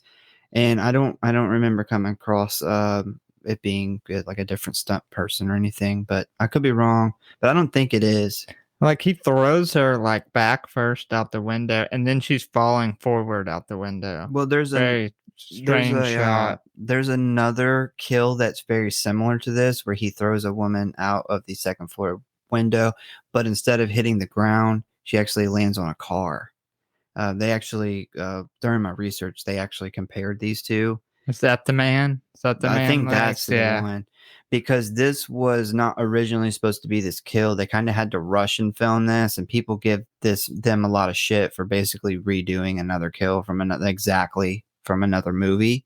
And they were like, well, we were trying to get the fucking thing approved, and we can only get the actor for so much time, and we just needed to throw something together. Yeah, it's hard for them to give or anybody to give them shit in this particular movie about originality, because there's a ton of kills in this movie and there's a ton of original kills. This is where one of the most iconic kills of the entire franchise was born in this movie, and he literally kills people at one point in this movie with something I don't even know what the fuck it is. Well, actually, it's funny because I'm not even sure what it is. We then see Dr. Cruz and Tina's mom running through the woods, where they eventually run into Jason. He's fucking everywhere, man. He is. They run away from him, but Cruz trips and falls. He then grabs Tina's mom and uses her as a shield, pushing her towards Jason. Jason then stabs her with a long blade on the end of his stick thing. I don't really know what that is. Yeah, this is what I was talking about. I don't know what the hell this is. I don't know what to call that. It's almost similar to a pole saw, but it's like a knife on the end. It's like a pole machete. It's like an extended machete. I guess you need to chop something, 4 or 5 foot above your reach. So I actually put in this one a list of all the weapons that were used, and the what I'm pretty sure it is it's actually officially listed as a machete with a long handle, because there's a machete and then there's another listing of machete with long handle. This has got to be what that is. Yeah. This is the only one I don't know what it is. So it's got to be, like I said, it was kind of like a pole saw, but it was like a machete on the end of it. I don't think that's a real thing. I'm just going to put that out there. I don't think this is a real tool. I don't know. So Tina's mom then falls to the ground, dead. Nick runs over to the other house, only to discover that everyone over there is dead as fuck. He then panics. He runs back over to Tina's house, where she is waiting on him. We also see here that Nick has Dr. Cruz's gun. When he arrives, he discovers Tina is gone and that Melissa is just hanging out in Tina's living room. He tells her that everyone at the other house is dead and not to go back over there. And she doesn't really seem too concerned with anything that he has to say. I think her response is, okay. She's like, are we having sex or not? Yeah. Well, are we going to do the sex? Because there's no one here at Tina's house, obviously. I think this is a good time. Next, we cut to Tina walking through the woods looking for her mom. She ends up finding Dr. Cruz. They end up arguing over Tina's mom, and she sees this blood on Cruz's clothes. She kind of puts two and two together, and Cruz finally admits to her that her mom is dead. Tina runs off, leaving Cruz alone in the woods.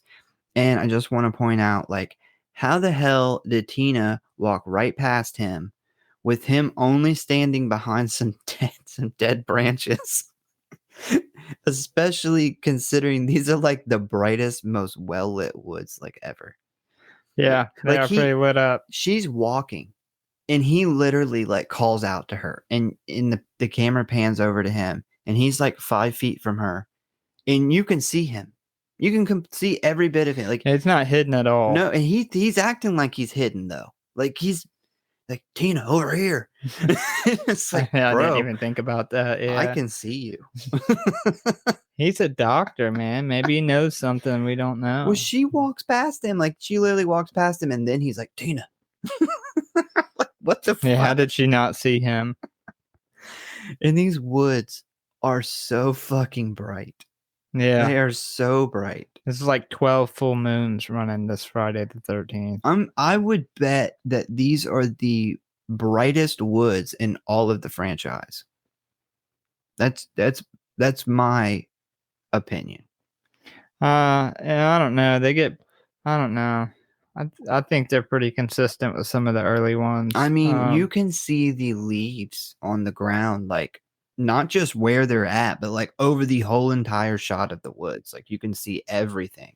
Well, you got to imagine it was probably pretty difficult especially back then. They don't have like the stuff that they have now where they can shoot it brighter and kind of go in post production and make it darker.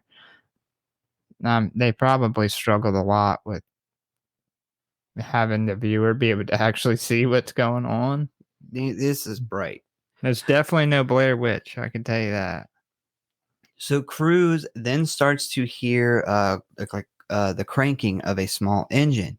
He looks around to discover Jason walking towards him, holding a weed eater with a fucking saw blade attachment.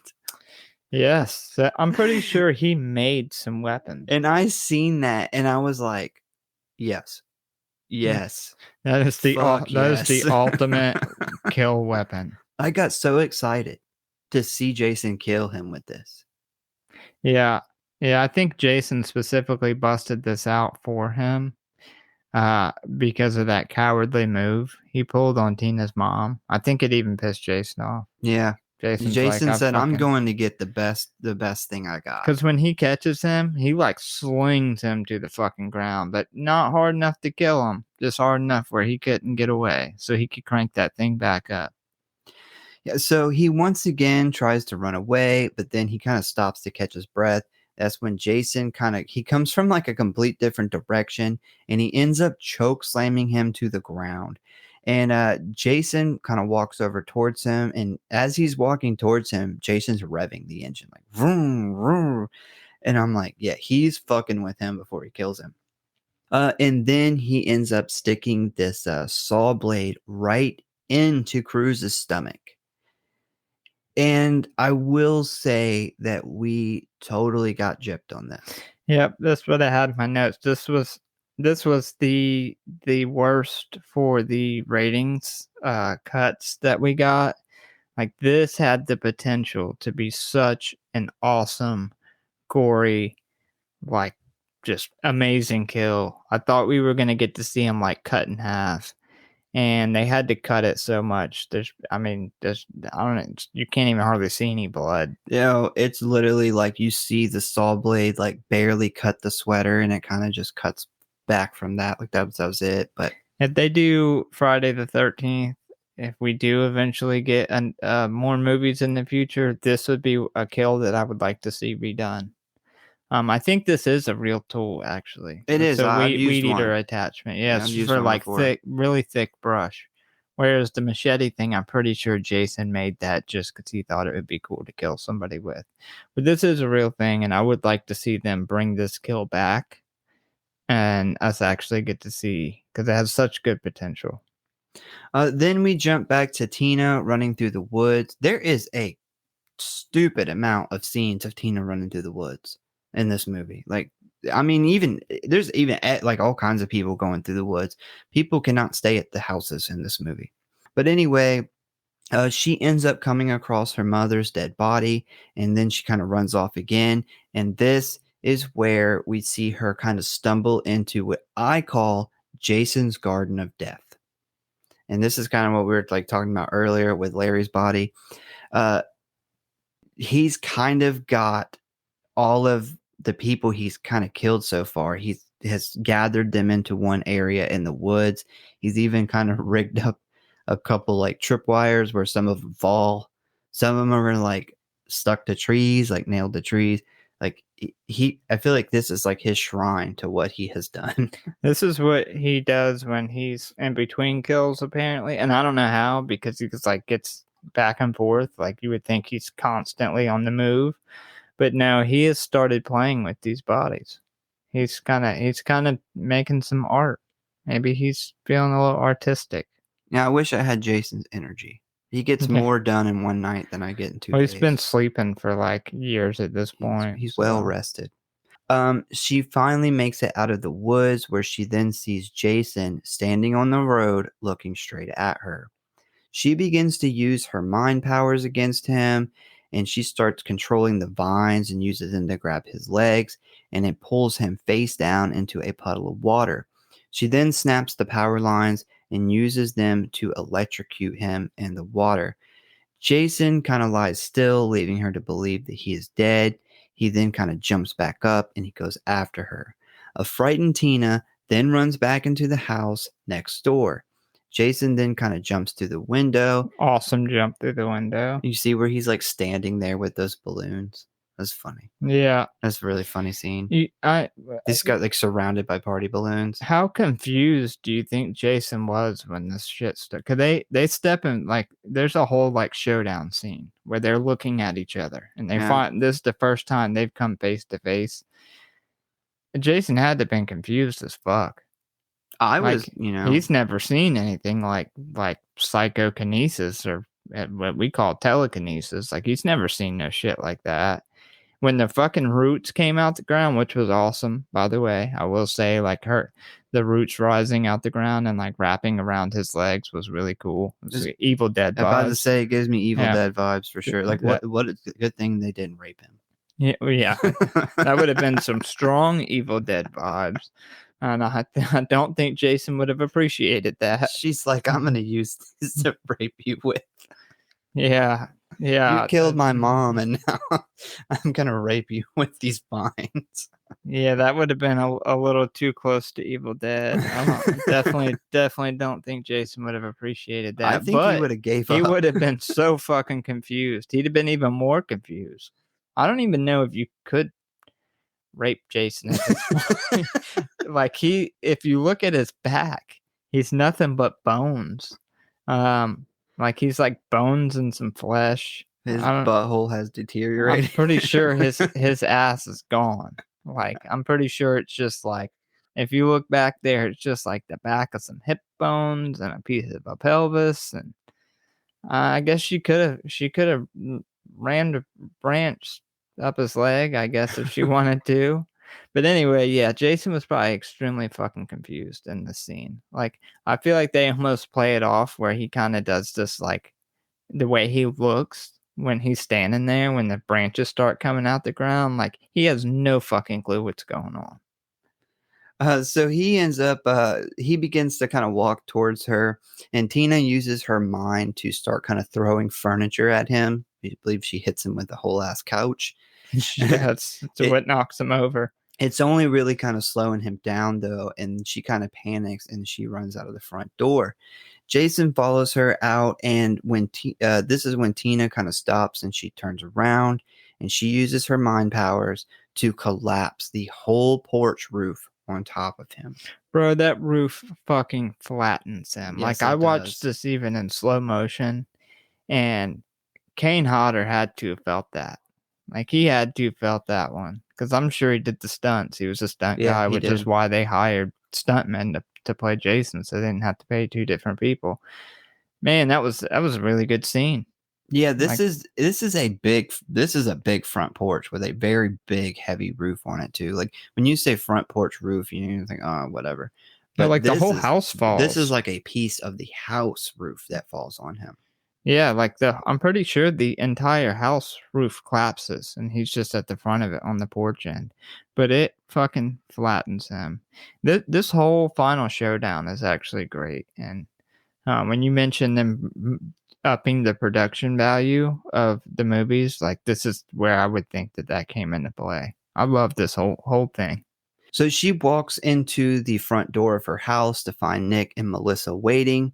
She tells them that her mother is dead, but she has finally killed Jason. And while Nick kind of consoles Tina, Melissa is being a total bitch, no surprise. She doesn't believe them about everyone being dead and that Jason's real. She gets kind of angry and tells them to fuck off, that she is heading back to the other house to go to bed. Despite Nick's warnings, she goes to the front door. She opens the door, and this is where she comes face to face with Jason Voorhees. And the look on her face is great because she just is like, oh my God. Yeah, very great and very brief because Yeah. she catches a axe to it very quickly. Yeah, so Jason then kind of puts an axe right through her head and then he tosses her body across the room. Nick and Tina then run upstairs with Jason slowly following. Tina then uses her powers to kind of knock Jason down the stairs where he falls through the stairs and into a closet that's kind of at the bottom of the underneath the steps. Nick and Tina, they climb back down and they try to get out the front door when Jason bursts through the wall and grabs Nick. And I was thinking, like, during this whole altercation with Jason coming in there, like, Nick, like, you have a fucking gun. Like, why are you not using the gun? I don't know, man. If I seen Jason in this condition, like with his bones and shit sticking out of him, I would have tried probably still to shoot him once, but I wouldn't have very much hope. And honestly, at seeing this, I may have completely forgot about the gun. I think he I did think forget that he had he's the like, gun. not only am I watching this fucking bitch with telekinesis powers, but then I've got this dead guy who's been deteriorating for years wearing a fucking hockey mask. It's massive and he's fucking slaughtered like everybody I came here with, which is a lot of people. Yeah, so Nick, he gets thrown across the room and he gets knocked unconscious. Tina then uses her mind to break Jason's mask and then hang him from a ceiling using an electrical wire. She ends up collapsing the floor underneath him and then dropping him down into the basement below. Love the mask straps tightening on the head. They start showing that nasty like ooze and Hmm. blood that's running out because it's like tightening so much it's breaking his skull. Thought that was awesome. And we have to touch on the look of Jason. This is by far, out of all the Jasons, the best looking maskless Jason out of all the movies, in my opinion, at least. I think this is the best looking one. And I really wish that the movies after this would have stuck with that look consistently because we get Manhattan next, which is just shit show compared to this when his mask comes off. I think this is the only unmasking of Jason Voorhees where his face is scary. Yeah, other times he just kind of looks He deformed. looks like a kind of like Hills Have Eyes kind of inbred type thing and all That's the other ones. This is the only one that when you see it, I'm like, yeah, you got deformity, stuff going on, but you're scary. Yeah, like you would think Jason would look after all these years, like his bones are showing through his back. Like you would think his face would be pretty fucking scary looking. And Manhattan, he's actually really cool looking in Manhattan too. Very similar to this movie where his bones are showing through, and when his mask comes off, it's like a completely different story. It's back to that like deformed look, and then of course they had the acid bath, which is just an absolute rough scene. That's I'll just leave it there. But yes, this is the coolest look of Jason without his mask out of I think all of the movies. This is the only Jason where I'm like, oh fuck, put your mask back on. Like that's scary. Yeah, so this is actually the longest of all the franchises where Jason goes maskless. And the producer of the film actually did not like this idea. She did not want Jason to, if they showed him with his mask off, she wanted it to be very brief. And the director actually said, you know what, I'm going to film this shit the way I want to anyway. And, she gets mad, she gets mad. But it ended up being kind of a hit. I gotta say I agree with the producer. I think in a Jason movie that you shouldn't for the fact of somebody wearing a mask, it's almost scarier wondering what's underneath. And that if the face was going to be shown, it should have been really quick. But with that said, I have no complaints because they did such a good job on the face that they did it justice. Whereas some of the other movies did not do it justice. Yeah, I think if it's scary like this, then yeah, we could do it. But any other version, it would not be great. So she attempts to wake Nick up when suddenly Jason jumps up and he grabs her and he pulls her into the basement. She uses her mind to shoot nails into his face and then sprays gasoline all over him. Jason is pretty fucking pissed at this point. Like, he seems very aggravated and he's ready to just kill her and get this over with. She opens the furnace door and she shoots flames into the rest of the basement. And pretty much all this old shit, like old newspapers and old pieces of wood and stuff that's down there, all that stuff catches fire. And this eventually leads to Jason suddenly going up in flames. Nick awakens from all this and he kind of rescues Tina while Jason is burning. They both run out of the house and over to the dock where they see the whole house is now on fire. Then suddenly, the whole house just like massively explodes. Nick and Tina kind of stare back at the house or kind of what's left of it as it burns. They have survived. Jason's dead. Everything is great. And that's the end of the movie. So I think that, yeah, I wish that was done.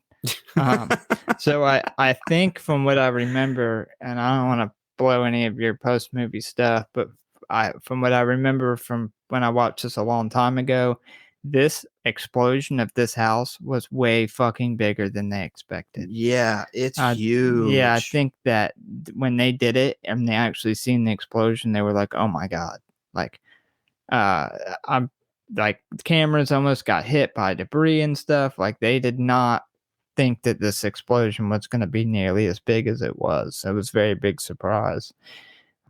But yeah, that's the end. I was just gonna leave it there. Yeah,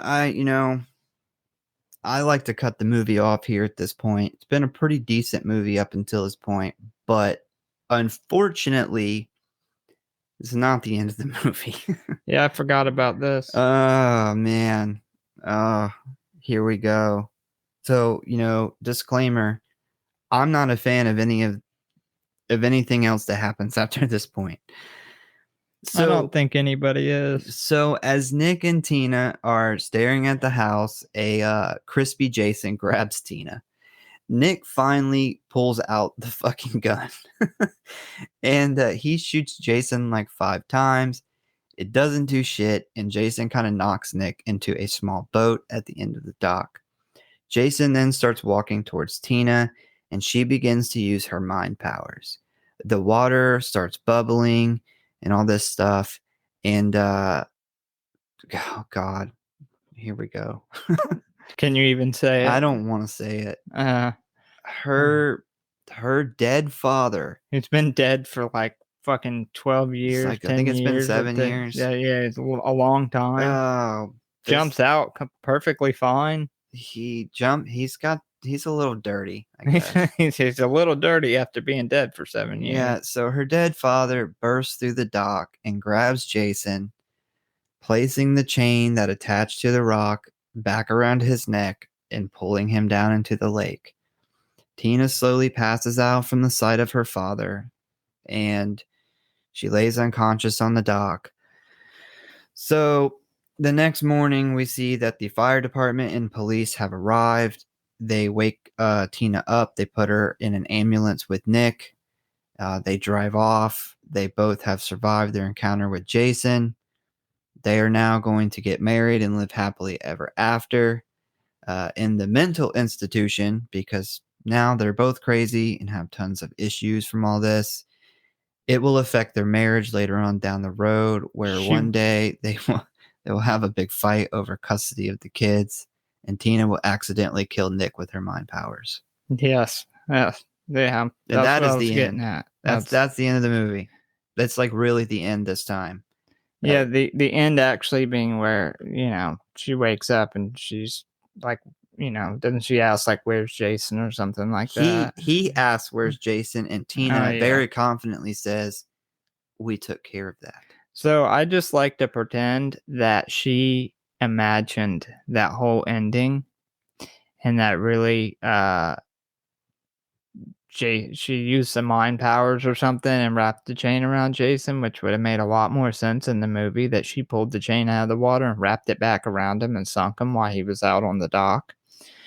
I like to pretend that the whole dead dad jumping out of the lake and saving her didn't happen. I gotta say, this is equally or maybe even worse than part four's ending, where a child, Tommy Jarvis, tricks Jason by shaving his head and then beats him to death with a machete. This is worse. Um, yeah, this is This is worse. bad. I can get past the mind powers because this is a really good movie, like a really good Friday the 13th. At least it has all the ingredients you need for a good Friday the 13th. So I can get past the telekinesis. I can look past that because I like the rest. It's kind of like Dream Warriors for me. Dream Warriors is a really good Nightmare on Elm Street. It's the I best. can get past the kids having some powers and their dreams like that they don't have in other movies because it's such a good movie. But this ending, I completely fucking forgot about for good reason. When you go through trauma, your brain blocks out traumatic things you go through. And obviously, the other 5 or 6 times I've seen this movie, my brain has blocked that out because it was so fucking bad. Terrible, terrible choice to end the movie this way. And I'd really like to ask the writer what kind of drugs he was doing so I could stay away from him. So the producer did not want to do this ending. She should have put her fucking foot down on this one. This was a big issue with them. She didn't want to do it. The director, he was a little more on board with it, but he didn't like the idea either. He actually had planned to make the dad like a zombie, like Jason.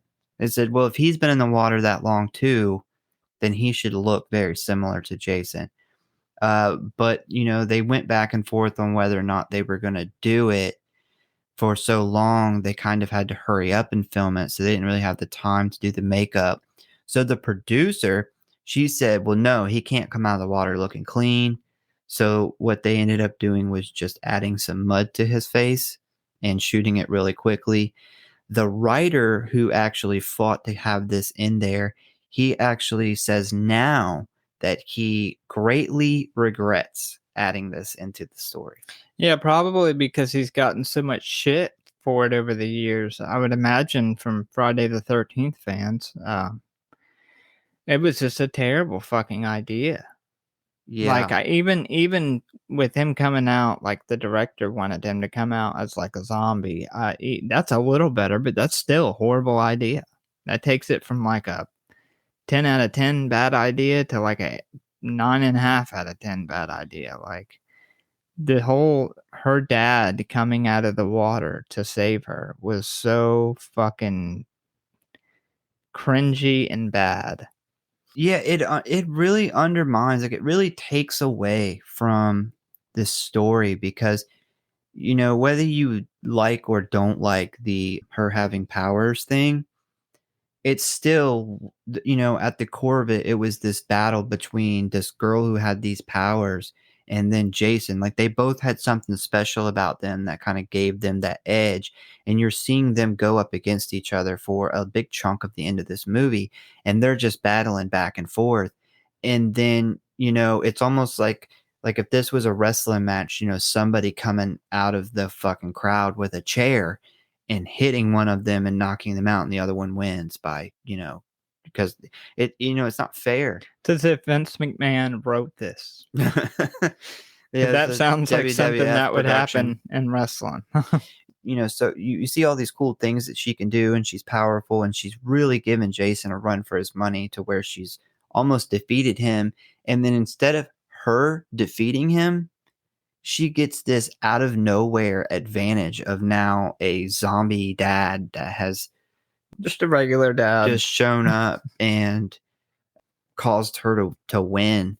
It just sucks all the life out of whatever story you were trying to tell, in my opinion. It's bullshit. This movie should have ended when the house blew up. Yeah, we look at these stories as realistic outside of Jason. We look at, outside of Jason obviously being unkillable, everything else is real world rules. And then we add her in and she has these mind powers and we're like, all right, we can stretch that a little bit if it's a good movie. But then you have her dad coming back to life. At this point, it's like, okay, anything could happen. Yeah, Like, I mean, is next Jason's mom gonna come back and kill her? Like, where do you draw the line on this? And like you were saying, the whole thing is these two superhuman forces going up against each other, and then they end up not even defeating one another. Like, something completely outside of this that makes no sense at all to the story happens and ends up not even killing Jason, just sinking him back to the bottom. They could have easily done the same as if Jason was about to kill Nick and she pulled the chains with her mind back out of the water, the same chains that Jason broke from, and wrapped them up and put them around his neck, and it broke through the dock and pulled him under. That wouldn't have been like the greatest, most amazing ending, but it would have been 10 times better than what we got. And then him being just dirty, like completely fine, but just dirty, even was like the icing on the cake to a really shitty ending. yeah, that's what's so aggravating about this is you see all this crazy shit. Like, she really has like this unlimited. We didn't really see any kind of limitation on her powers. She was just kind of balls to the wall, could do anything really. And they could have so easily used that, like they had the rest of the movie, and ended the fight. And I, I just don't understand why you would go in such a different direction at the last minute. It's just stupid. Good news is that this scene was actually a little longer and a little worse. I did see the actual version, and pretty much all the same stuff happens, but there's an addition to where after he sinks Jason and they both go down the water, he comes back up and he's clean and he's got his sweater on. And she's like, Daddy, and he just stares at her like he's admiring her, and then she blinks and he's gone. And I was like, oh God. I'm glad they at least cut that out. Like, oh, this is, where are we going here? But, whatever. It's been made. It is what it is. Yeah, this was one of the, I wish I could say one of the worst decisions made in the franchise. One of them, for sure. I think the whole premise of Jason Goes to Hell was a probably worse idea. That was worse. At least this only lasted, a minute. That Yeah. lasted an hour and a half. Yeah, it was rough. I mean, as much as people hate part 5 because of the ending, because it's not really Jason, That was at least a more realistic ending for a movie than this was. So let's go on to some interesting stuff about I learned about the kind of the making and stuff with the movie. And I think we got some pretty good stuff here. Kane Hodder actually did the longest uninterrupted on-screen controlled burn in Hollywood history. This would be during obviously the scene with him and Tina in the basement.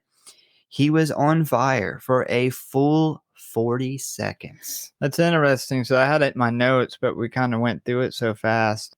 The awesome slow mo shot of maskless Jason being on fire. But anybody who knows any of the history of Kane Hodder knows how big of a deal holding that record Yeah. was for him with having a incident with being burned really badly before. So props to Kane Hodder for that. Yeah, he actually had the prop team install pretty much this device that would set him on fire.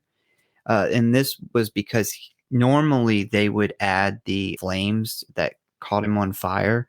They would add that in. They would just go basically light him on fire and then add in post production the him catching on fire, and they would just kind of edit that together to make it look natural.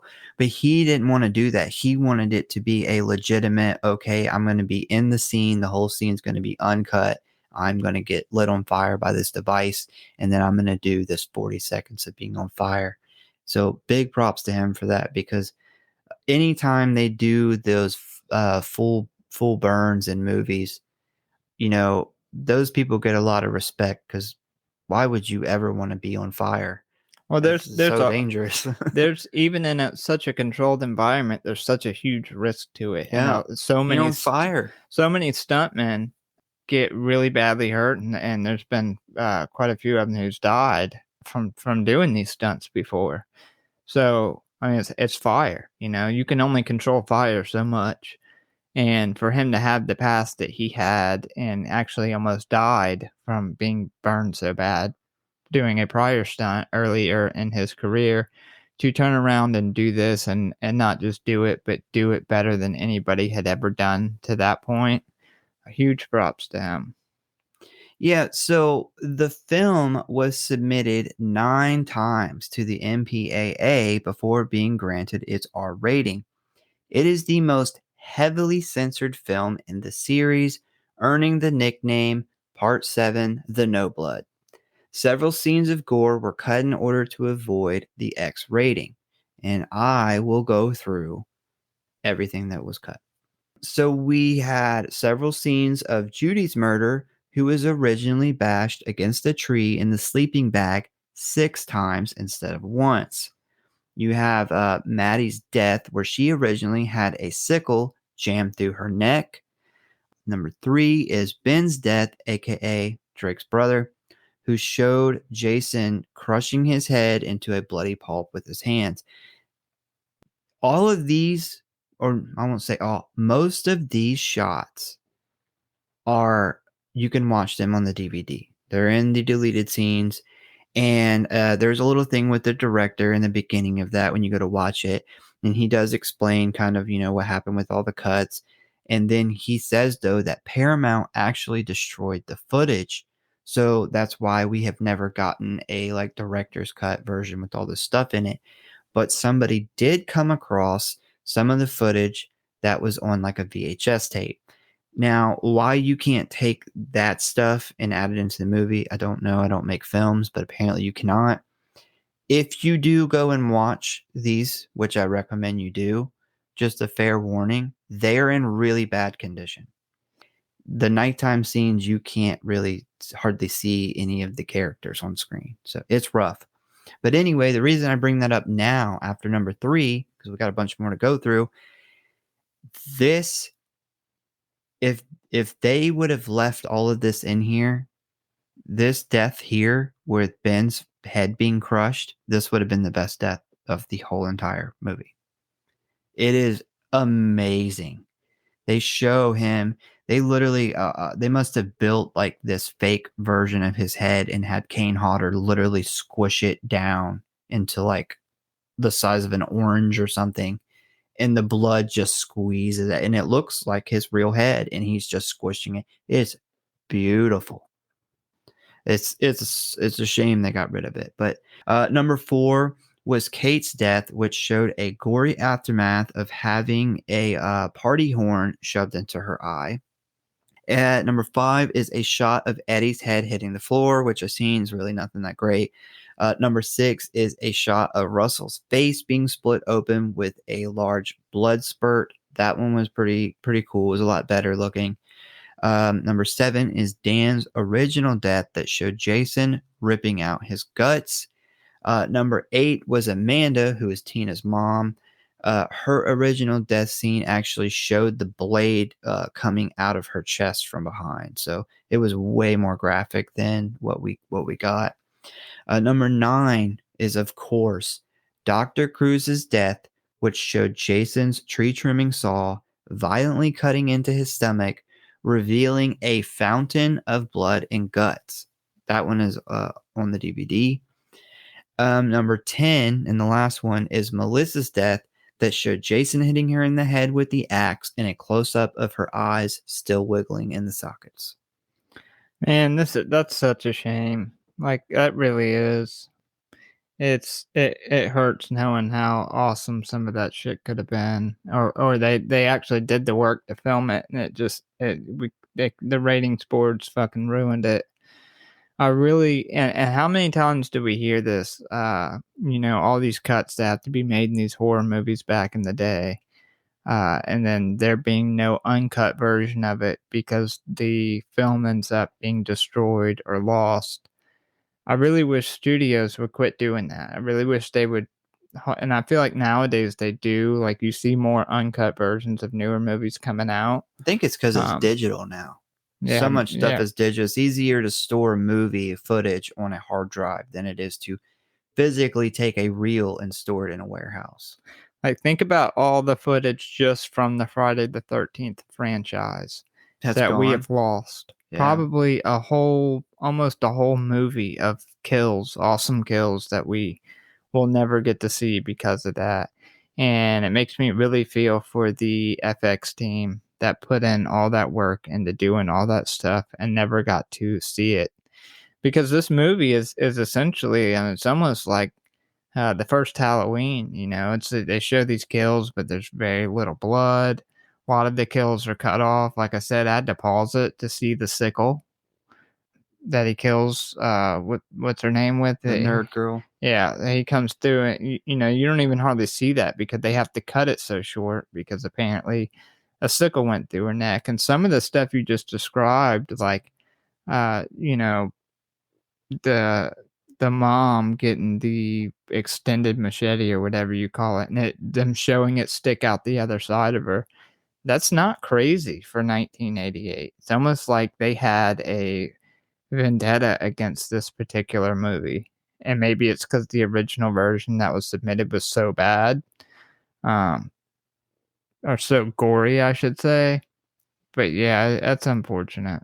Yeah, I don't know, but at least there's something left over where, really big fans can go and at least see a lot of it in its original form. I mean, the film it's terrible, but it's worth a watch if you're into Friday the 13th movies.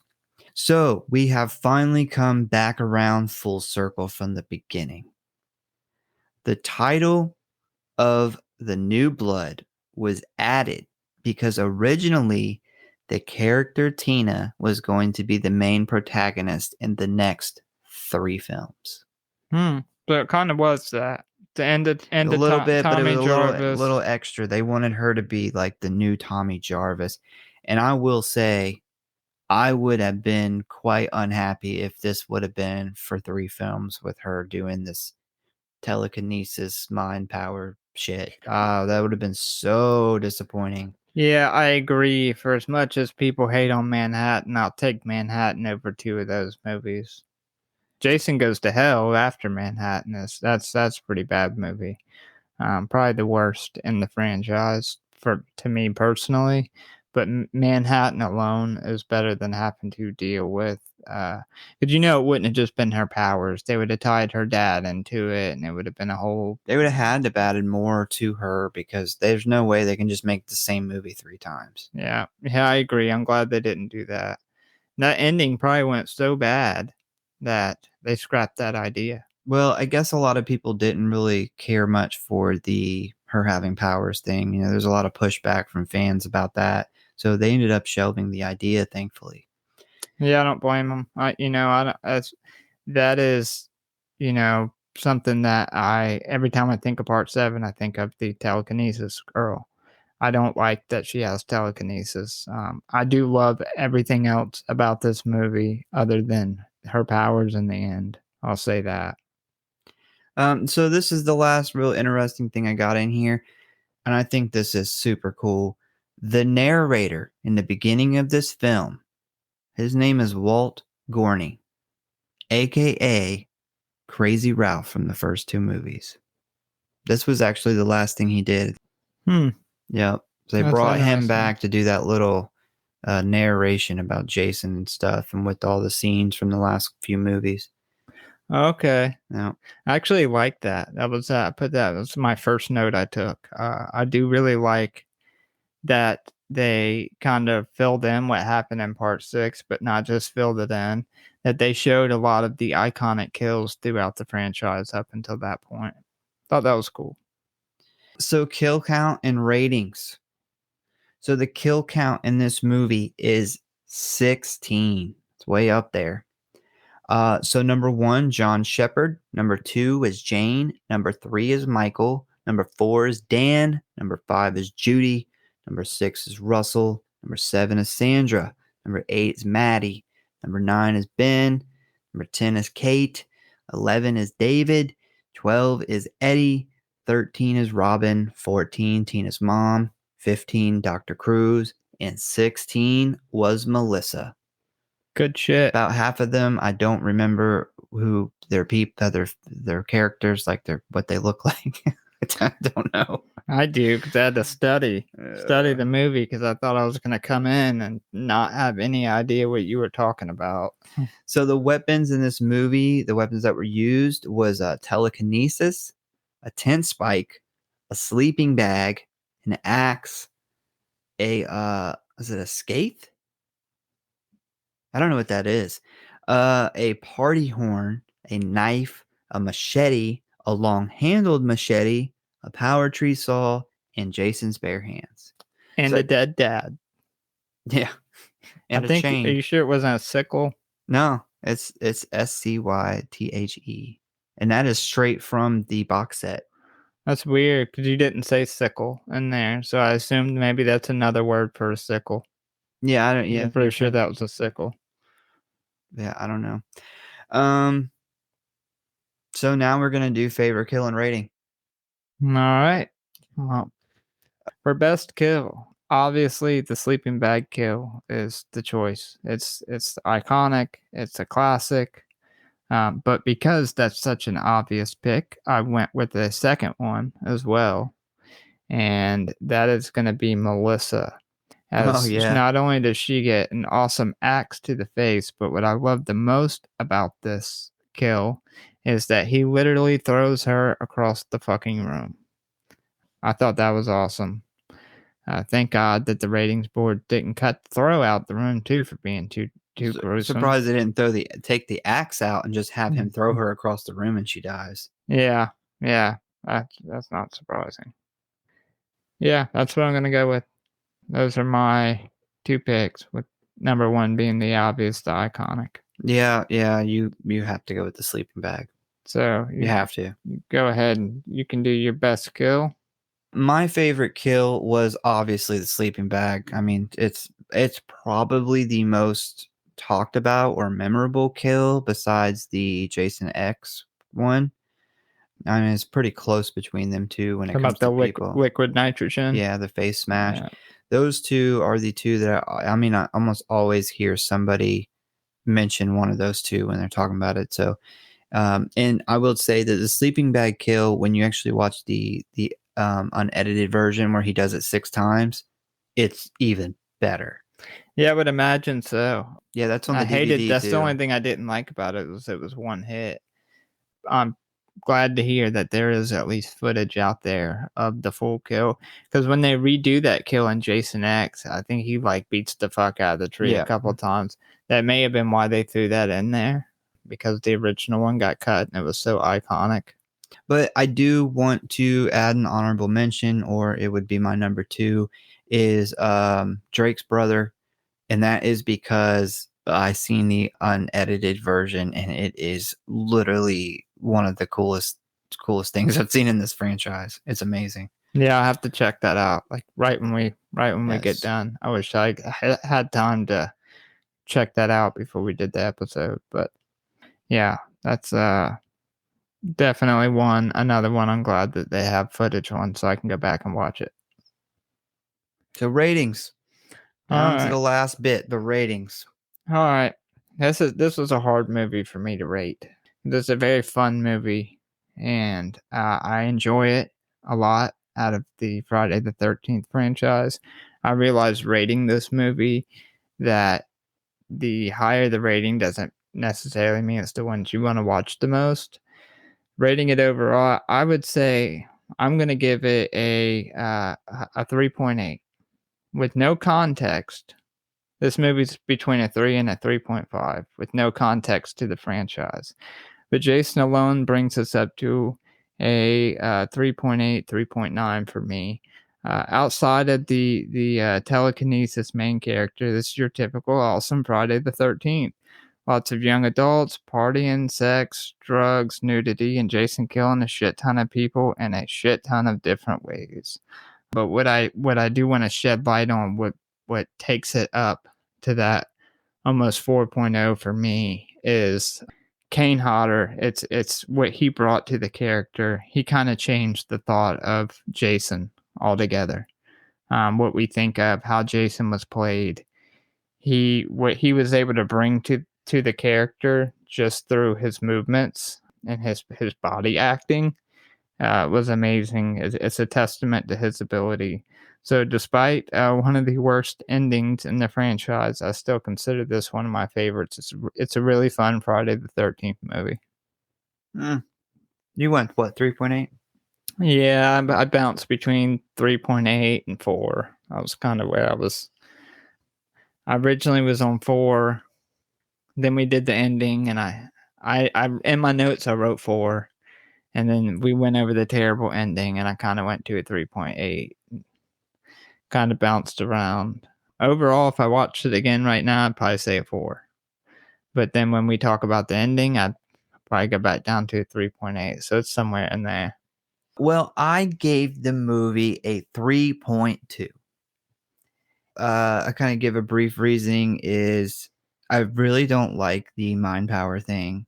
It doesn't ruin the movie for me, but I think one of the things that I hate the most about the mind power thing is every time she's doing her mind power, she does these facial expressions, and then we get this stupid camera zoom onto her face. Like the camera literally just like zooms in. It doesn't even cut to her face. It just does this like it just drives me nuts. They do it all the time, and then she's doing her like moving her eyebrows, and I just don't like any of that stuff. But it doesn't ruin the movie for me, and it is what it is.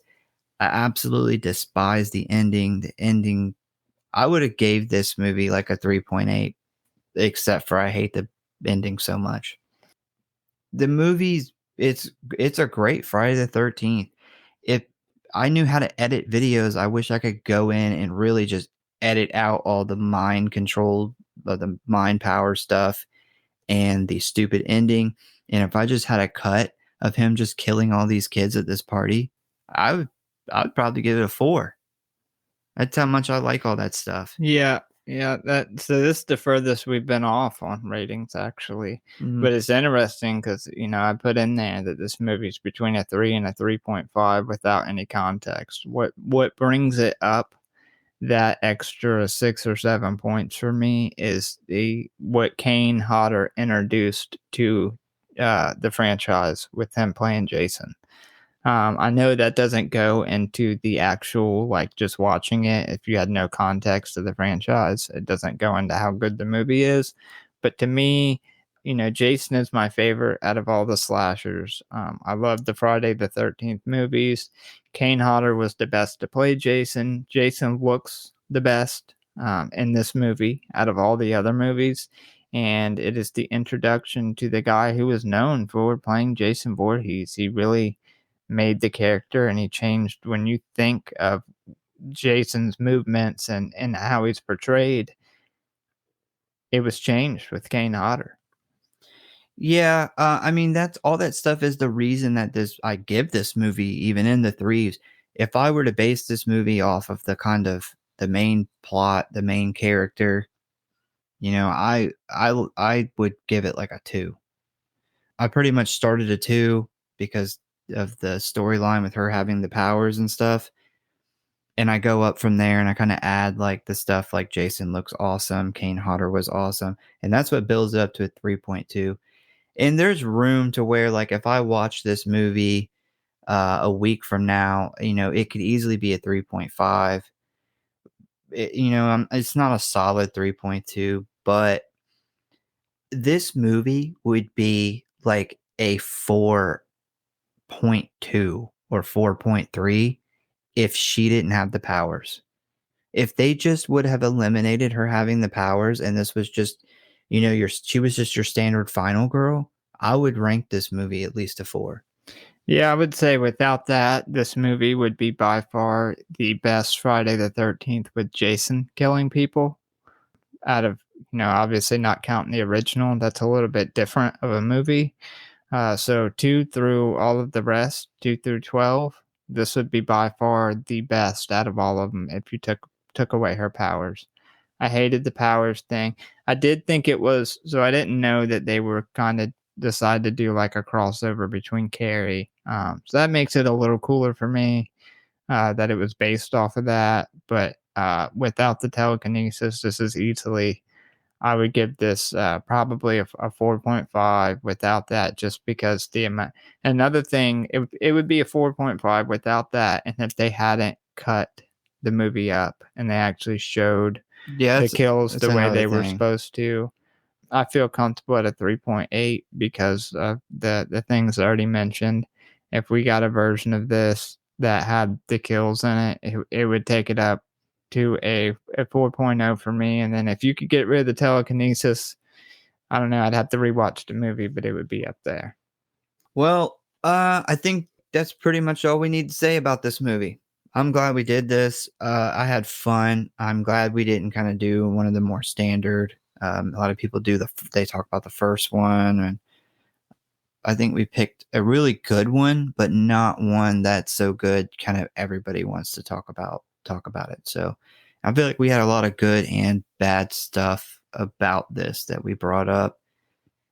And I don't know. I think we covered it pretty well, and we had a lot of important stuff, a lot of important points on it.